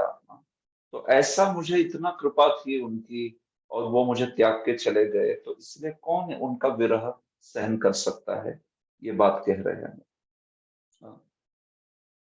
श्री भगवान तथा श्री भगवान की हजारों रानियों के बीच घर से अनुपस्थिति के कारण वियोग की अनेक संभावनाएं, लेकिन जहां तक पृथ्वी का संबंध है, श्री भगवान के चरण कमलों को तो पृथ्वी पर ही पड़ना है, अतएव वियोग की कोई संभावना नहीं। इसलिए उनको बहुत ज्यादा वियोग हो रहा है। वो इस प्रकार से भाव जो है व्यक्त कर रही है कि मैं तो नित्य उनकी संगिनी थी, और ऐसे वो भगवान मुझे त्याग के चले गए, इसलिए उनको बहुत विरह जो है उसका अनुभव हो रहा है। ये बात है। तो इसलिए पृथ्वी की विरह भावना अत्यंत तीव्र हो। तयोरेवं कथयतो पृथ्वी धर्मयोस्तदा परीक्षिन्नाम राजर्षि प्राप्त प्राची सरस्वती। अचिंत्य बलराम प्रभु अनुवाद पढ़े। जब पृथ्वी तथा धर्म पुरुष इस प्रकार बातों में संलग्न थे, तब राजर्षि परीक्षित पूर्व की ओर बहने वाली सरस्वती नदी के तट पर पहुंच गए। हाँ, तो देखिए ये सब वार्तालाप चल रहा था उनका, तब परीक्षित पहुंच गए वो उस स्थान पर जहां पे पूर्व की ओर बहती है सरस्वती। कुरुक्षेत्र स्थान है, कुरुक्षेत्र की बात है। तो ये सब कुछ जो उन्होंने देखा, ये धर्म धरा, ये कहाँ पे देखा? कुरुक्षेत्र में देखा, क्योंकि पूर्व की ओर सरस्वती बहती है वहां पर। इसको श्रीधर स्वामी ने बताया कि कुरुक्षेत्र स्थान है। तो वहां पे राजर्षि परीक्षित जो है वहां पे पहुंच गए अपने दिग्विजय में। इस प्रकार श्रीमद् भागवत के प्रथम स्कंद के अंतर्गत महाराज परीक्षित ने कलयुग का सत्कार किस प्रकार किया नामक 16वें अध्याय के भक्ति वेदांत तात्पर्य पूर्ण। हरे कृष्ण। तो यह अध्याय यहाँ पे पूर्ण हुआ। तो क्या किसी को प्रश्न है इसके ऊपर? कुछ हम लोग इसके बाद में अगला अध्याय भी प्रारंभ करेंगे, तो उसके पहले कुछ प्रश्न है तो पूछ लीजिए। सुरेश प्रभु बोलिए। प्रभु जी अभी यहाँ पे जो मैं पहला प्रश्न पूछता हूँ, सुखदेव गोस्वामी की किम पुरुष हिमालय प्रांत में पैदा हुए थे, वे हिमालय देशों को पार कर भारतवर्ष आए थे। ये मैं इसमें तात्पर्य में पढ़ा था। तो इसका मतलब ये हिमालय से जो उत्तर भाग में जो प्रांत है उधर से सुखदेव गोस्वामी फिर भारतवर्ष आए, ऐसे इससे प्रतीत होता है।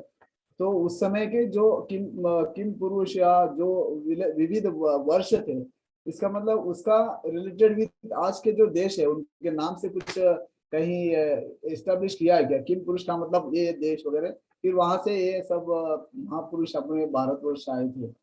तो इसमें भारतवर्ष में नहीं थे और वहां से चल के आए, ऐसा मैं समझता हूँ। ये सही है? नहीं सही है, ऐसा नहीं है, क्योंकि भारतवर्ष जो है ना, उस भारतवर्ष में ही सब कुछ आता है। आप ये जो पृथ्वी सोच रहे हैं ना, वो सब कुछ भारतवर्ष में। हाँ, तो ये जो है ना, ये पूरे दूसरे जो कि लोक है, दूसरे वर्ष जो है ना, ये सब कुछ ये एकदम अलग स्थान है सारे के सारे। तो हम लोग जो इस दुनिया का देख रहे हैं वगैरह वगैरह, वो सब कुछ वो अंत में जो भारतवर्ष आ रहा है उसमें हो जाएगा सब कुछ पूरा। तो ये सारे ही पूरे दूसरे डायमेंशन के स्थान है। अलग अलग। तो वहाँ उन स्थानों का वहां पे वर्णन आता है। तो इसमें से कुछ तो जैसे मानिए स्वर्गीय लोकों जैसे ही है एक्चुअली। वो आप चलते जाओगे तो आपको दिखेगा नहीं। आप कई बार ऐसे बोलते कि आप मतलब आपने पढ़ा होगा कि उत्तर की ओर चलते जाइए हिमालय से ऊपर ऊपर, तो फिर आप जो है हिमालय से ऊपर चलते रहोगे तो केतुमाल वर्ष वगैरह मिल जाएगा। तो ऊपर मतलब कहाँ, हम लोग तो खत्म हो जाएगा ना एक जगह पे। ऊपर चढ़ते हुए बस हो गया खत्म हिमालय, और कितना ऊपर जाना। तो क्या हो रहा है वहां से, वो अलग डायमेंशन है, वो हमें एक्सेस ही नहीं हो रहा। जिस टाइप का देह लेके आए हैं हम, उसमें वो हम लोग उस डायमेंशन को, उस मिति को एक्सेस ही नहीं कर पा रहे। ऐसी बात है। तो वो वहां पे है लेकिन वो तो भी दिखेगा नहीं इस प्रकार से। तो ये बाकी वर्ष जो है उसमें से कई जो है उस प्रकार के स्वर्गीय ग्रहों की तरह उनकी स्थिति है। तो इसलिए उनको देख पाना वगैरह कलयुग के जीवों के लिए बड़ा कठिन है। उसको विशेष अधिकारी लोग ही देख पाते हैं। तो हम लोग सारा ही कॉस्मोलॉजी में आप सीख जाओगे ये सब चीजें कि कहाँ पे है, कितना है, भारतवर्ष, भारत खंड, पृथ्वी क्या है, ये सब चीजें वहां पे समझ जाएगी। लेकिन ये सब जो अन्य अन्य वर्ष है वो अलग है। मतलब आप किसी देश, आज की जो हम पृथ्वी समझते हैं उसकी किसी देश के साथ तुलना नहीं हो सकती। ठीक है, धन्यवाद प्रभु। ओके। रुक्मिणी वल्लभ प्रभु। हरे कृष्णा प्रभु जी। प्रभु जी, इसमें जो कलयुग एक पुरुष है, जैसे सतयुग त्रेता द्वापर, उनका भी एक पर्सोनिफाइड पर्सनालिटी होता है। तो यहाँ पे प्रभु जी जो द्वापर है, द्वापर में भी दो पैर नष्ट हो जाते हैं। तो द्वापर को ऐसे मतलब कि एक असुर के रूप में इस तरीके से नहीं देखते, कलयुग को उस तरीके से देखते हैं। तो इसमें मुझे वो समझ में नहीं आया, द्वापर द्वापर में भी तो ह्रास हो रहा है, दो पैर जा रहे हैं धर्म के। करेक्ट। हाँ, तो हो रहा है, निश्चित रूप से ह्रास हो रहा है। त्रेता में ह्रास हो रहा है, द्वापर में भी हो रहा है। हाँ, लेकिन कलयुग में जो ह्रास है वो ऐसा हो जाता है कि लिटरली मतलब आप देखिए 3 पैर टूट जाते हैं प्रारंभ में कलयुग के, वो शुरुआत में, और आगे बढ़ते हुए चौथा भी टूट जाता है। सब खत्म हो गया, अब कुछ बचा ही नहीं। तो चारों पैर जहां पे टूट गए वहां पे तो मतलब धर्म ध्वस्त हो गया ना पूरा। तो चूंकि पूरा धर्म ध्वस्त हो रहा है इसलिए वो जो कली है उसको सबसे ज्यादा वहां पे आलोचना हो रही है उसकी। ये बात तो सुनिश्चित है, त्रेता युग में ही वो प्रभाव जो है वो आ जाता है। सत्य युग से बदल जाता है त्रेता युग में आगे आएगा, एक एक गुण कैसे घटने लगते हैं। तो ये बात तो सही है, उसमें कोई ये नहीं है, बिल्कुल भी संदेह नहीं है। लेकिन आलोचना बिल्कुल की है कली की, क्योंकि श्रील जीव गोस्वामी बोलते कली मतलब पूरी परिपूर्ण तामसी शक्ति है, कंप्लीट तमस है। बाकी इसमें ना थोड़ा सा तमस, मतलब तमस जो है आने लगता है, लेकिन उसमें प्रधानता जैसे त्रेता युग की बात है तो सत्व की प्रधानता बनी रहती है। द्वापर में रजस की प्रधानता होने लगती है, और कली जो है वो पूरा तमस प्रधान हो जाता है। तो इसलिए कली जो है उसको बहुत ही उसकी आलोचना की गई है, खंडित किया गया है। और पूरी तामसी शक्ति है टोटली, राजसिक नहीं है, सात्विक नहीं है। ये बात है, सत्य पुरुष वगैरह ये सब सात्विक शक्तियां होती है। वो सात्विक शक्तियां एक रूप लेके आ जाती है। ये बात ठीक है। ओके, विशाखा कृपा माता जी। हरे कृष्णा प्रभु जी। ये जो भगवान के 40 गुणों वाला श्लोक है ना, 26 से 30 तक, वहां पे आपने जो आपने कहा था वो वाक्य फिर से बोलेंगे क्या प्लीज? लिख लेना है कि भगवान श्री कृष्ण पूर्ण पुरुषोत्तम लीला अवतारी, ऐसा ही बताया था क्या आपने? हाँ, मैंने बताया था कि भगवान जो है वो तो लीला पुरुषोत्तम है। हाँ हाँ। और जैसे श्री राम है वो तो मर्यादा पुरुषोत्तम है। तो धर्म की मर्यादा क्या होता है वो दिखाना, ये श्री राम, भगवान श्री राम जैसे अवतारों का प्रयोजन है। लेकिन श्री कृष्ण पूर्ण पुरुषोत्तम है, या उनको लीला पुरुषोत्तम भी कहा जाता है। तो मतलब संपूर्ण लीला जो है उस लीला का प्राकट्य करते हैं भगवत्ता का पूरा पूरा माधुर्य का। तो लीला पुरुषोत्तम और मर्यादा पुरुषोत्तम, ऐसा मैं वो तुलना कर रहा था वहाँ। ओके प्रभु ठीक जी। है। और आपने 32 वाला जो श्लोक था वहां पे बताया था कि धरणी माता पूरे श्लोकों में भगवान के विरह के कारण शोक कर रही है। तो ये 25 से 36 तक ये पूरे श्लोक धरणी माता का शोक ही है ना? बिल्कुल ओके वही है। Okay okay. और प्रभु जी और एक कहना है, प्रश्न नहीं है। अभी आपने ब्रह्म संहिता के श्लोक का जो है ना उसके तरह से जो श्लोक गाया वो हमें बहुत अच्छा लगा। थैंक यू प्रभु जी। हाँ, वो तो जो मीटर है उसके हिसाब से मैं गाऊंगा ना। अगर पहले वसंत तिलका नहीं था, ये वसंत तिलका छंद है। हाँ, तो ये जो धरणी देवी ने बोले हैं कौन से 32-33 श्लोक से आगे, तो वो वसंत तिलका है, इसलिए मैंने वसंत तिलका में गाया। अगर वो नहीं है तो आप नहीं गा सकती उसको, वैसे है कि नहीं? समझ रही है ना? अनुष्टुप है तो अनुष्टुप की तरह गाना पड़ेगा, इंद्र वज्रा है तो इंद्र वज्रा की तरह गाना पड़ेगा। और ये वसंत तिलक का छंद होता है, ये जो आप ब्रह्म संहिता वाली बोल रही हो, तो वो अगर है तो फिर ब्रह्म संहिता की तरह गा सकते हैं। ठीक है। यस, माधुरी किशोरी माता जी। हरे कृष्णा प्रभु जी, दंडवत प्रणाम। धन्यवाद। प्रभु जी, मेरा कल की क्लास में से 20th श्लोक का था क्वेश्चन, पूछ सकती हूँ क्या? विवत्सा वो वाला। यस प्रभु जी, इसमें ना सेकंड पैराग्राफ में लिखा है कि सामान्यतः मांस ग्रहण करने वालों को मलेच्छ कहा जाता है, किंतु सभी मांस भक्षक मलेच्छ नहीं होते। जो मनुष्य शास्त्रीय आदेश अनुसार मांस ग्रहण करते हैं वे मलेच्छ नहीं है। तो प्रभु जी, मुझे ये नहीं समझ है, शास्त्रीय आदेश अनुसार मतलब कहाँ पर ऐसा लिखा है मांस? क्योंकि हमारा हाँ, देखिए, शास्त्रीय आदेशानुसार मांस भक्षण करने वाले मतलब वो कौन से हुए? वो जो तमोगुण पुराण में दिया है ना सब कुछ, तमोगुणी पुराणों में जैसे काली के उपासक आदि को मांस भक्षण करने के लिए दी है, थोड़ी सी सहूलियत दी है वहां पर। जैसे काली के उपासकों को 5 प्रकार का म जो होता है वो 5 मकार होते हैं उसमें, जैसे मीन, मांस, मदिरा, ऐसे करके 5 म है। तो उसमें एक मांस जो है वो उनको अलाउ किया गया है। तो उनको क्या करना पड़ता है? वो जो मांस है उसको एक विशिष्ट प्रकार से विशिष्ट दिन ही ग्रहण करना होता है, वो अर्पण करके। तो इस प्रकार से अगर कोई जो तामसिक पुराणों में या तामसिक शास्त्रों में, तंत्र शास्त्रों में दिए हुए विधि के अनुसार अगर कोई मांस भक्षण करता है तो उसको म्लेच्छ नहीं कहा जाता। ऐसा व्यक्ति जो है वो म्लेच्छ नहीं कहा जाएगा। हालांकि वो क्या बहुत कोई उच्च स्थिति में है ऐसी बात नहीं है, लेकिन म्लेच्छ नहीं कहते क्योंकि वो वेद का ये कर रहा है ना, वेद का अनुगमन कर रहा है। तो चूंकि वेद के अनुगमन कर रहा है इसलिए उसको म्लेच्छ नहीं कहा जाता। म्लेच्छ, यवन, ये सब वर्णाश्रम के बाहर वाले हैं, मतलब ये वेद जो है उसका अनुगमन नहीं करते हैं, उनको वेद से लेना देना ही नहीं है कुछ, क्योंकि शूद्र तक जो होता है वो वर्णाश्रम की सिस्टम होती है।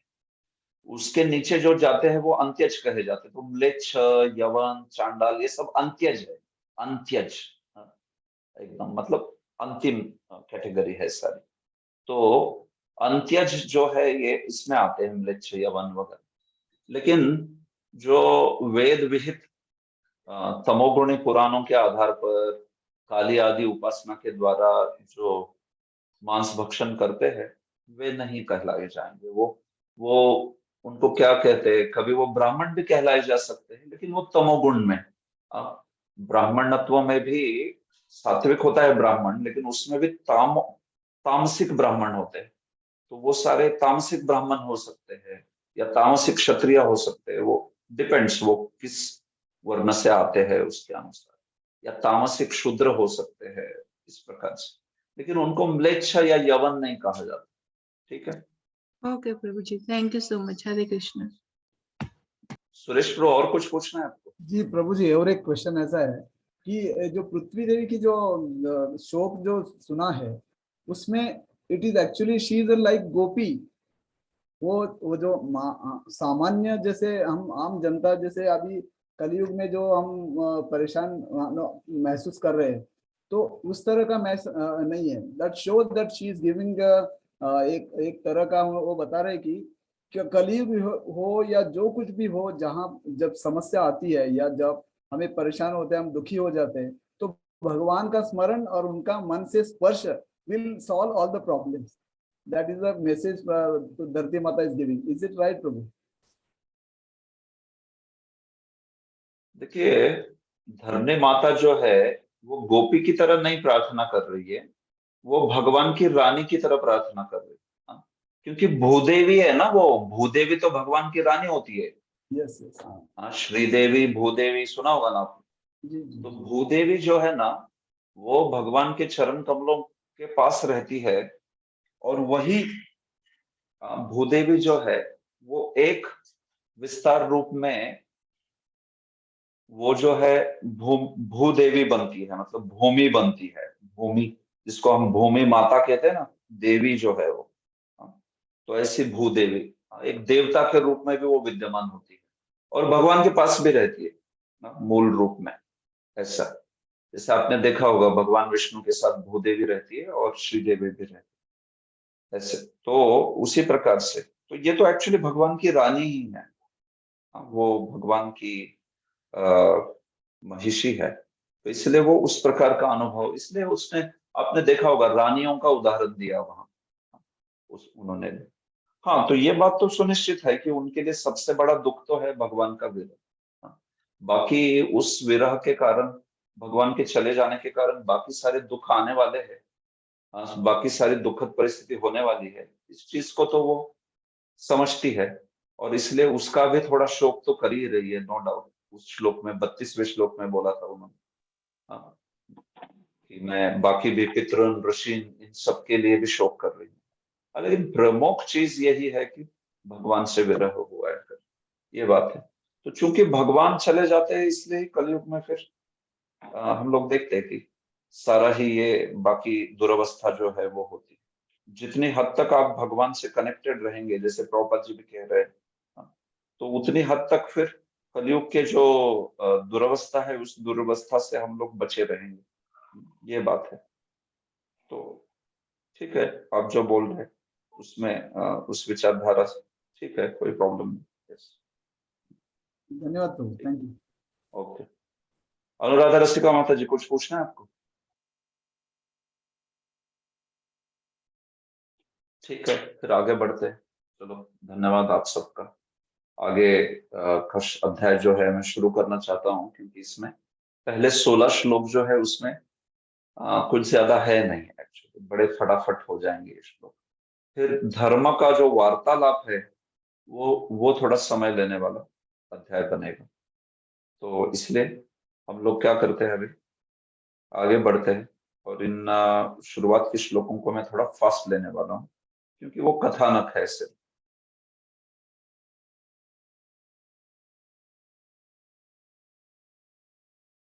थोड़ा समय दीजिए मुझे।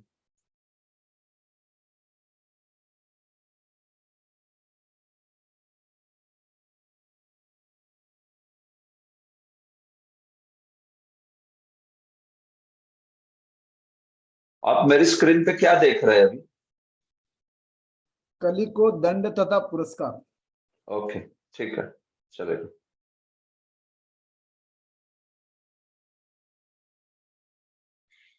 अध्याय 17, कली को दंड तथा पुरस्कार। तो ये कली निग्रहण का जो मूल कार्य है वो इस अध्याय में हो रहा है। पिछला अध्याय इसका कॉन्टेक्स्ट था,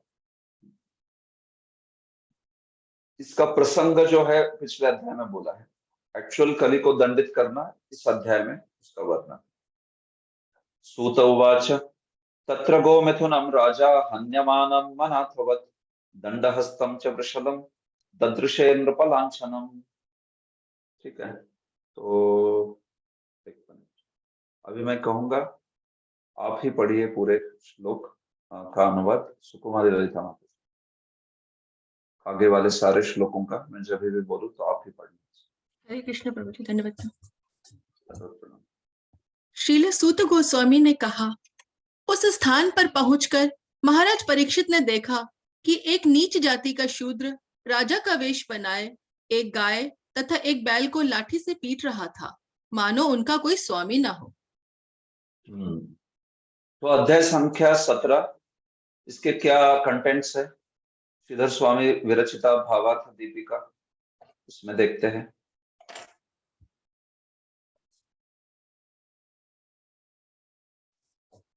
देखिए श्रीधर स्वामी, ततः सप्तदशे राज्ञः कलेर्निग्रह उच्यते तस्यैवं वीर्यभाजोपि वैराग्यम वक्तुम अद्भुतम। श्रीधर स्वामी क्या कहते हैं? ततः, उसके बाद, सप्तदशे, क्या अर्थ होगा सप्तदशे का? जय श्री राधा माता जी, सप्तदशे का क्या अर्थ होगा? 17वें अध्याय में। बड़े, तो 17वें अध्याय में क्या बोला है? राज्ञः कलेर निग्रह उच्यते, उच्यते कहा गया है। क्या कहा गया? कलेर निग्रह, कली का निग्रह, राजा के द्वारा कली का निग्रह, कली को दंडित किया। तस्य एवं वीर्य भाजोपी, देखो बड़ी सुंदर बात कह रहे श्रीधर स्वामी। क्यों कली का निग्रह बताया जा रहा है यहाँ पे? हाँ, उनके कार्य पूछे थे इसलिए बताया जा रहा है। हाँ भाई, वो तो है, मानते हैं कि जन्मानी च कर्मानी च गृणीहीना, बोला था कि जन्म बोलो और कर्म बोलो परीक्षित के, इसलिए बता रहे हैं। लेकिन बड़ी सुंदर चीज कहते हैं, तस्य एवं वीर्य भाजोपी। देखो भाई, ये परीक्षित ऐसा वीर्य भाग था, इतना वीर्यवान था, इतना सामर्थ्यशाली था कि जिसने कली को दंडित कर दिया। और ऐसा कली को दंडित करने वाला व्यक्ति अगले अध्याय में सब कुछ त्याग के गंगा के तट पे बैठ के वैराग्य ले।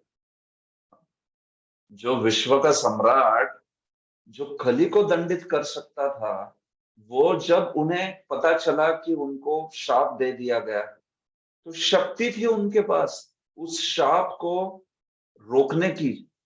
और वो जो शाप दिया श्रृंगी, उस पे शाप देने की शक्ति थी उनमें। महाभागवत वैष्णव होने के कारण इतनी शक्ति थी उनमें। तो ऐसे वो परीक्षित, जिन्होंने कली का भी निग्रहण कर दिया था, एवं वीर्य भाजोपी, ऐसे वीर्य भाग होते हुए, ऐसे वीर्यवान होते हुए भी वैराग्यम वक्तुम, उनका प्रचंड वैराग्य दिखाने के लिए, कि कैसे सब कुछ त्याग के भगवान की इच्छा स्वीकार करके गंगा तट पर निवृत्त हो गए। इसलिए पहले बताया जा रहा है कली का निग्रहण किया उन्होंने। हाँ भाई, कोई साधारण राजा नहीं है, कली का निग्रहण करने वाला राजा है, ताकि आगे जब वैराग्य की बात होगी, उनके विरक्ति की बात होगी, तो फिर हमें वो जो है समझ सकते हैं हम कि कैसे वीर्यवान पुरुष ने ऐसा वैराग्य दिखाया है, ऐसी भगवान की योजना को स्वीकृति जो है वो दिखाई है। ये बात है। तो इसलिए उसको, उनकी महत्ता दिखाने के लिए इस अध्याय में पहले कलेर निग्रह बोला है। विश्वनाथ चक्रवर्ती, परीक्षित धर्मयोः प्रोक्तम उक्ति प्रत्युक्ति कौतुकम निग्रह अनुग्रहो राज्ञा कले सप्तदशे ततः। उसके बाद 17वें अध्याय में कलियुग, मतलब राजा जो है, उस राजा के द्वारा कली का निग्रह अनुग्रह, निग्रह अनुग्रह, निग्रह समझते आप? दंड देना। अनुग्रह मतलब कृपा करना, क्योंकि पहले उन्होंने कली को दंडित किया, फिर कली बहुत रोया गिड़गिड़ाया, तो फिर उस पर अनुग्रह भी किया। तो इसलिए निग्रह और अनुग्रह कली पर ये बोला है। और उसके पहले क्या बोला है? परीक्षित धर्मयोः उक्ति प्रत्युक्ति कौतुकम। परीक्षित और धर्म का बड़ा सुंदर संवाद बोला है, जिसमें उनकी उक्ति और प्रत्युक्ति, परीक्षित पूछते हैं और धर्म उत्तर देते हैं। बड़ा सुंदर अनुवाद है, कौतुक हो जाएगा उसका, मतलब वो एक चमत्कार का अनुभव करा देगा। That dialogue which will cause us wonder. मुक्ति प्रत्युक्त उक्ति प्रत्युक्ति कौतुकम, मतलब ऐसा। तो ये संवाद जो है पहले आता है, और फिर उसके बाद में कली पर निग्रह और अनुग्रह जो है वो बात हो रही है। ठीक है, तो देखिए इस अध्याय में 1 से 16 श्लोक जो है, उन 16 श्लोकों में परीक्षित के द्वारा पहले उस कली जो है उसके निग्रहण की बात होगी, मतलब वहां पे पहुंच जाना। 1 से 16 श्लोकों में परीक्षित जो है वहां पे वार्तालाप करते हैं कली एवं धर्मा और धरा के साथ, और फिर खास करके परीक्षित और धर्म का वार्तालाप शुरू होता है 17वें श्लोक से। तो वो आगे की बात है। तो 1 से 16 श्लोकों में परीक्षित द्वारा इन तीनों के साथ कुछ वार्तालाप हो रहा है, ये बात यहाँ पे आ रही है। ठीक है, तो उसमें देखिए पहला श्लोक। तो इस प्रकार से वहां पे राजा ने देखा कि वो जो गौ मिथुन गाय और बैल थे उनको अनाथ व्यक्तियों की तरह ये पीट रहा था। हमने पिछले इसमें देखा ना, वो कुरुक्षेत्र पर पहुंच गए उधर, तो उन्होंने देखा कि कुरुक्षेत्र के उस स्थान पर वो जो गौ और बैल थे उसको ये वृषल, ये जो निम्न जाति का शूद्र था, तो वो शूद्र हाथ में एक दंड लिया था उसने, और अनाथ व्यक्ति को जैसे कोई पीटता है या मारता है वैसे उस बैल और गाय को अनाथ की तरह वो मार रहा था, उनके पैरों पर ताड़ित कर रहा था उस दंड से। तो इसको देखा तुरंत राजा ने वहां पे पहुंच के, तो इसलिए उस वृषल को, उस शूद्र को नृपलांछनम बोला है। सिर्फ लांछन नृप का था, सिर्फ वेश धारण किया था राजा का, लेकिन कार्य पूरे शूद्र के, वृषल के कार्य थे पूरे पूरे। नृपलांछनम, केवल दिखने में राजा की तरह वेश वगैरह धारण किया था, लेकिन कार्य तो पूरा शूद्र का कार्य कर रहा था। ये बात कलयुग का मुख्य लक्षण है कि निम्न जाति के शूद्र अर्थात ब्राह्मण संस्कृति,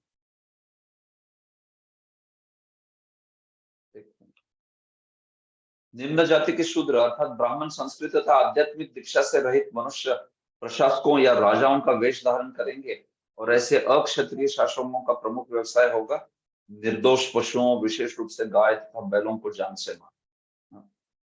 तो ये खास करके कलयुग का लक्षण है, नृपलांछनम। एक्चुअली ऐसा पिछले युगों में दिखता नहीं कि सत्य त्रेता द्वापर में कि कोई राजा के वेश में है लेकिन कार्य शूद्र के कर रहे हैं, लेकिन यहाँ पे कलयुग में ऐसा परीक्षित जो है उनको दिख गया। ये बात है। तो प्रभुपाद जी इस पूरे ही तात्पर्यों में वर्णाश्रम के दृष्टिकोण से भी लिख रहे हैं कि कैसे आज की स्थिति में गायों के पशु वध केंद्रों में गायों की हत्या हो रही है, और क्षत्रिय जो है उन्होंने रक्षा करनी चाहिए, वैश्यों ने रक्षा करनी चाहिए, लेकिन वो नहीं कर रहे। इस थीम को प्रभुपाद जी दोहराते रहते हैं। अभी उनका वर्णन सुनिए गाय और बैल का। वृषम मृणाल धवलम मेहंतम निव बिभ्यतम वेपमानम पदैकेन सीदंतम शुभ्र ताड़ितम। बैल इतना धवल था कि जैसे श्वेत कमल पुष्प हो। वह उस शूद्र से अत्यधिक भयभीत था जो उसे मार रहा था। वह इतना डरा हुआ था कि एक ही पैर पर खड़ा थरथरा रहा था और पेशाब कर रहा था। हाँ, तो वो जो बैल था वृष, वो मृणाल धवलम, बड़ा सुंदर श्वेत रंग का था एकदम, बहुत सुंदर, जैसे कोई श्वेत कमल पुष्प हो। या फिर मृणाल कहते हैं जो कमल के अंदर जो वो सीड होता है ना, पद्मकंद बोलते हैं उसको, लोटस सीड। जैसे वो लोटस सीड बड़ा सफेद रहता है ना, वो मृणाल धवलम का वो भी अर्थ हो सकता है। प्रभुपाद जी श्वेत कमल पुष्प ऐसा देते, श्रीधर स्वामी ऐसा अर्थ करते हैं पद्मकंद, पद्मकंद जैसा। तो मृणाल धवलम मेहंतम इव बिभ्यतम, और वो बड़ा डरा था, भयभीत था एकदम, क्योंकि वो शूद्र उसे मार रहा था बहुत भयंकर पैर पर। मेहंतम, वो पेशाब कर रहा था, वो बैल जो है वो, क्योंकि इतना मारा जा रहा था उसको। वेपमानम पदैकेन, एक पद, एक जो चरण है, पैर है, उस पे ही खड़ा था और थर-थर कांप रहा था। वेपमानम सीदंतम, बहुत पीड़ित था, बहुत डर रहा था। क्योंकि शूद्र उसको मार रहा था इस प्रकार से।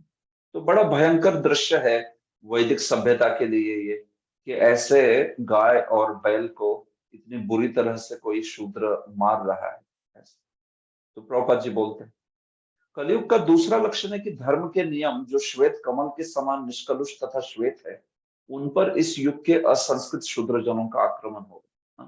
देखिए कुछ रूपकात्मक भी अर्थ बता रहे हैं कि जैसे धर्म श्वेत रंग का होता है, निष्कलुक होता है, और उस धर्म पर आक्रमण होगा कलयुग में असंस्कृत शूद्रों का, तो वो दर्शाया जा रहा है यहाँ, वो शूद्र के ताड़न से। तो जो बचा कुचा धर्म है वो भी खत्म हो रहा था। वो जो मेहनतम का अर्थ दिया है ना, कि वो जो है वहां पे मूत्रपात कर रहा था, पेशाब कर रहा था, उससे क्या बोध कराया जा रहा है कि जो बचा कुचा उसकी उसकी जो शक्ति थी बैल की, वो भी सब कुछ खत्म हो रही थी, इतना उसको मारा जा रहा था। तो मतलब जो बचा कुचा धर्म का लक्षण है वो भी सब धीरे धीरे धीरे क्षीयमान हो रहा है, उसका भी क्षय होते जा रहा है कलयुग में। जो बचा कुचा धर्म है वो भी खत्म हो जाएगा, उसका क्षय होता जा रहा है। वो मेहनतम से उस प्रकार से उसका बोध जो है कराया जा रहा है। इस बैल की शक्ति जो है वो पूरी खत्म हो रही है, थरथरा रहा है वो। और उस पेशाब के साथ वो तो और भी दुबला होता जा रहा है, क्योंकि शक्ति पूरी क्षीण होती जा रही है। ये बात वहां पे बोली जा रही है। तो मतलब जैसे धर्म कलयुग में जितना है उतना भी धीरे धीरे क्षीयमान होता चलता है। ऐसे भले ही वे ब्राह्मण या क्षत्रिय पूर्वजों की संतानें हो, लेकिन समुचित शिक्षा तथा वैदिक शास्त्र की संस्कृति के अभाव में ऐसे शूद्र तुल्य मनुष्य धार्मिक नियमों की अवहेलना करेंगे, और धार्मिक प्रवृत्ति के व्यक्ति ऐसे मनुष्यों से भयभीत रहेंगे। तो कलयुग में किसी को वैदिक शास्त्र शिक्षा से लेना देना नहीं है, और धार्मिक प्रवृत्ति के लोगों को भी वो लोग जो है डरा देंगे। ये बात बताई जा रही। गाम च धर्म दुखाम दीनाम भृशम शूद्र पदाहताम विवत्सामाश्रुवदनाम क्षामाम यवसम इच्छितीम।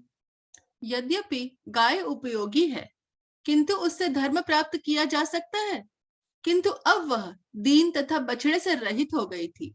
उसके पांवों पर शूद्र प्रहार कर रहा था, उसकी आंखों में आंसू थे, और वह अत्यंत दुखी तथा कमजोर थी। वह खेत की थोड़ी सी घास के लिए लालायित थी।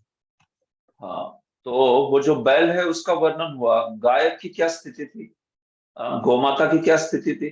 देखिए, गाम च धर्म दुघाम, गाय को धर्म दुघा कहा जा रहा है, मतलब जिससे धर्म दोहा जा सकता है। धर्म दोहना मतलब क्या?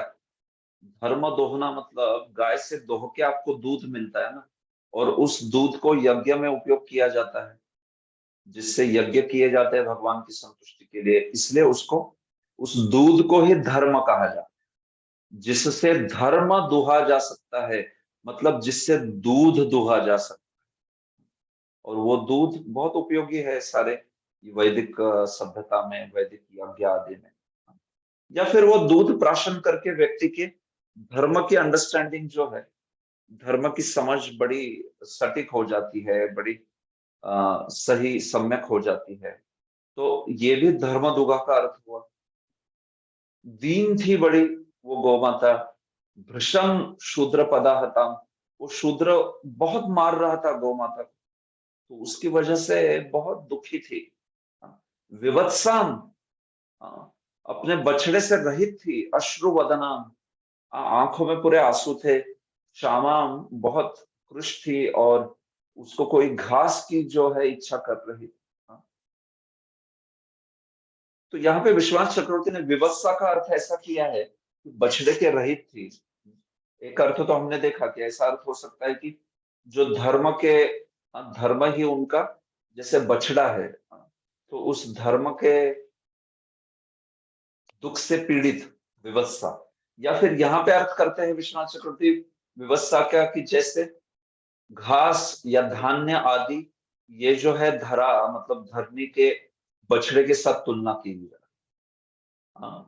तो जो घास धान्य आदि उत्पाद नहीं कर पा रही है, उसको विवत्सा कहा जा रहा है। मतलब ये बेसिकली कलयुग में ऐसा हो जाता है कि धरनी भी जो है वो इन सारी चीजों को प्रदान नहीं करती है, तो वो वैसा है जैसे वो बछड़े के विरहित है। मतलब धरनी ने तो सारे धान्य आदि को प्रदान करना चाहिए, लेकिन कलयुग में धान्य वगैरह उचित मात्रा में प्रदान नहीं होगा, इसलिए उनको विवत्सा, वत्स विरहित कहा गया है। क्षामाम यवसम इच्छति, तो इसका क्या अर्थ है? इसका अर्थ है कि कलयुग में यज्ञ आदि किए नहीं जाएंगे, तो उस यज्ञ में यज्ञ भाग होता है भूमि का भी, एक देवता होने के लिए कारण, तो उनको कोई यज्ञ नहीं करेगा, उनको कुछ यज्ञ भाग नहीं मिलेगा। बेसिकली लोग उनका कोई भी ख्याल नहीं रखेंगे, भूमि जो है उस पर केवल अत्याचार करेंगे, भगवान की भक्ति नहीं करेंगे, यज्ञ नहीं करेंगे, संकीर्तन यज्ञ नहीं करेंगे। तो इसकी वजह से उस यज्ञ भाग को इच्छा कर रही है भूमि, उसका अर्थ है वो यवसम इच्छति, ऐसा है कि गाय घास की लिए लालायित थी ना, वो इस प्रकार से विश्वनाथ चक्रवर्ती ने इस पर टीका की है। तो कली का अगला लक्षण है गाय की दुखी अवस्था। प्रभुपाद कहते हैं गाय दोहने का अर्थ है द्रव रूप में धर्म प्राप्त करना। वो जो दूध है ना वो द्रव रूप में धर्म ही है। बड़े बड़े ऋषि मुनि मात्र दुग्धाहार करते थे। सुखदेव गोस्वामी गृहस्थ के यहाँ तब तक रहते थे जब तक गाय दूता होता, और अपने निर्वाह भर के लिए उससे थोड़ा दूध लेते हैं। स गोदोहन मात्रम ही क्या है, गृहेशु ग्रह मेदी नाम अवेक्षते महाभागस्तीर्थ पूर्वं सदाश्रम। यहाँ तक कि 50 वर्ष पूर्व तक लोग साधु को एक गिलास दूध दिए बिना नहीं रहते थे। ब्रज में भी आप जाते हो, कहीं पे माई है कोई या फिर कोई पुरुष है, तो वो बस दूध मांग लो तो दूध दे देते हैं। ब्रज में माधुकरी करते हैं कोई तो उनको फिर रोटी सब्जी दे देते हैं, अगर वो है भी नहीं तो दूध तो कोई भी दे दे। तो प्रभुपाद जी कह रहे हैं यहाँ तक कि 50 वर्ष पूर्व तक लोग साधु को एक गिलास दूध दिए बिना नहीं रहते। प्रत्येक गृहस्थ जल की तरह दूध देता। ये बात है। आजकल आप जाओगे दूध वगैरह तो लोग बोलेंगे अरे हम लोगों को पीने को नहीं मिल रहा, हम लोग चाय पी रहे बगैर दूध की और तेरे को दूध कहां से?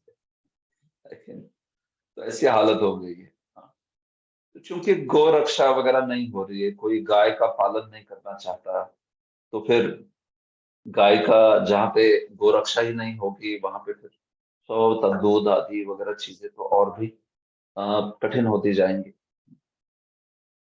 गाय का बछड़ा देखने में सुंदर होता है और गाय को तुष्टि प्रदान करता है, जिससे वह अधिकाधिक दूध देती है। किंतु कलयुग में बछड़े को गाय से उन कारणों से जल्दी विलुप्त कर दिया जाता है जिसका उल्लेख श्रीमद् भागवत के इन पृष्ठों में नहीं किया जा सकता। गाय के बछड़े को अलग कर देते हैं और उनको फिर कत्ल खाने में भेज देते हैं। इतने सुंदर बछड़े को देखने में ही वो कितना सुंदर होता है बछड़ा, ऐसे बछड़ों को पकड़ के वो सोचते हैं कि ये बछड़े का क्या फायदा है, इसको मार डालते हैं, मार देते हैं। क्योंकि बछड़ा होने के पश्चात फिर गाय जो है फिर कुछ समय बाद दूध नहीं देती है, बंद हो जाता है दूध उसका बड़ा होने के बाद, इसलिए मार डालते हैं उस बछड़े को। बेकार, मतलब एकदम भयंकर। ये सब चीजें आप जानते हो, काफी इस पे वीडियो भी बने हुए हैं ऐसे। तो इस चीज को प्रभुपाद जी बहुत सामाजिक टिप्पणी भी इस पे कर रहे हैं। तो ठीक है, यहाँ से आगे कल देखते हैं। 10 बज गए, तो कल के सत्र में मैं थोड़ा सा इस सेक्शन को फास्ट ले लूंगा सुबह। सुबह मतलब शुरुआत में। ठीक है, बहुत बहुत धन्यवाद। यहाँ पे रुकते हैं। ग्रंथराज श्रीमद् भागवतम की जय, श्रील प्रभुपाद की जय, जय गौर प्रेमानंद। हरि हरि बोल। हरे कृष्ण। हरे कृष्ण प्रभु जी।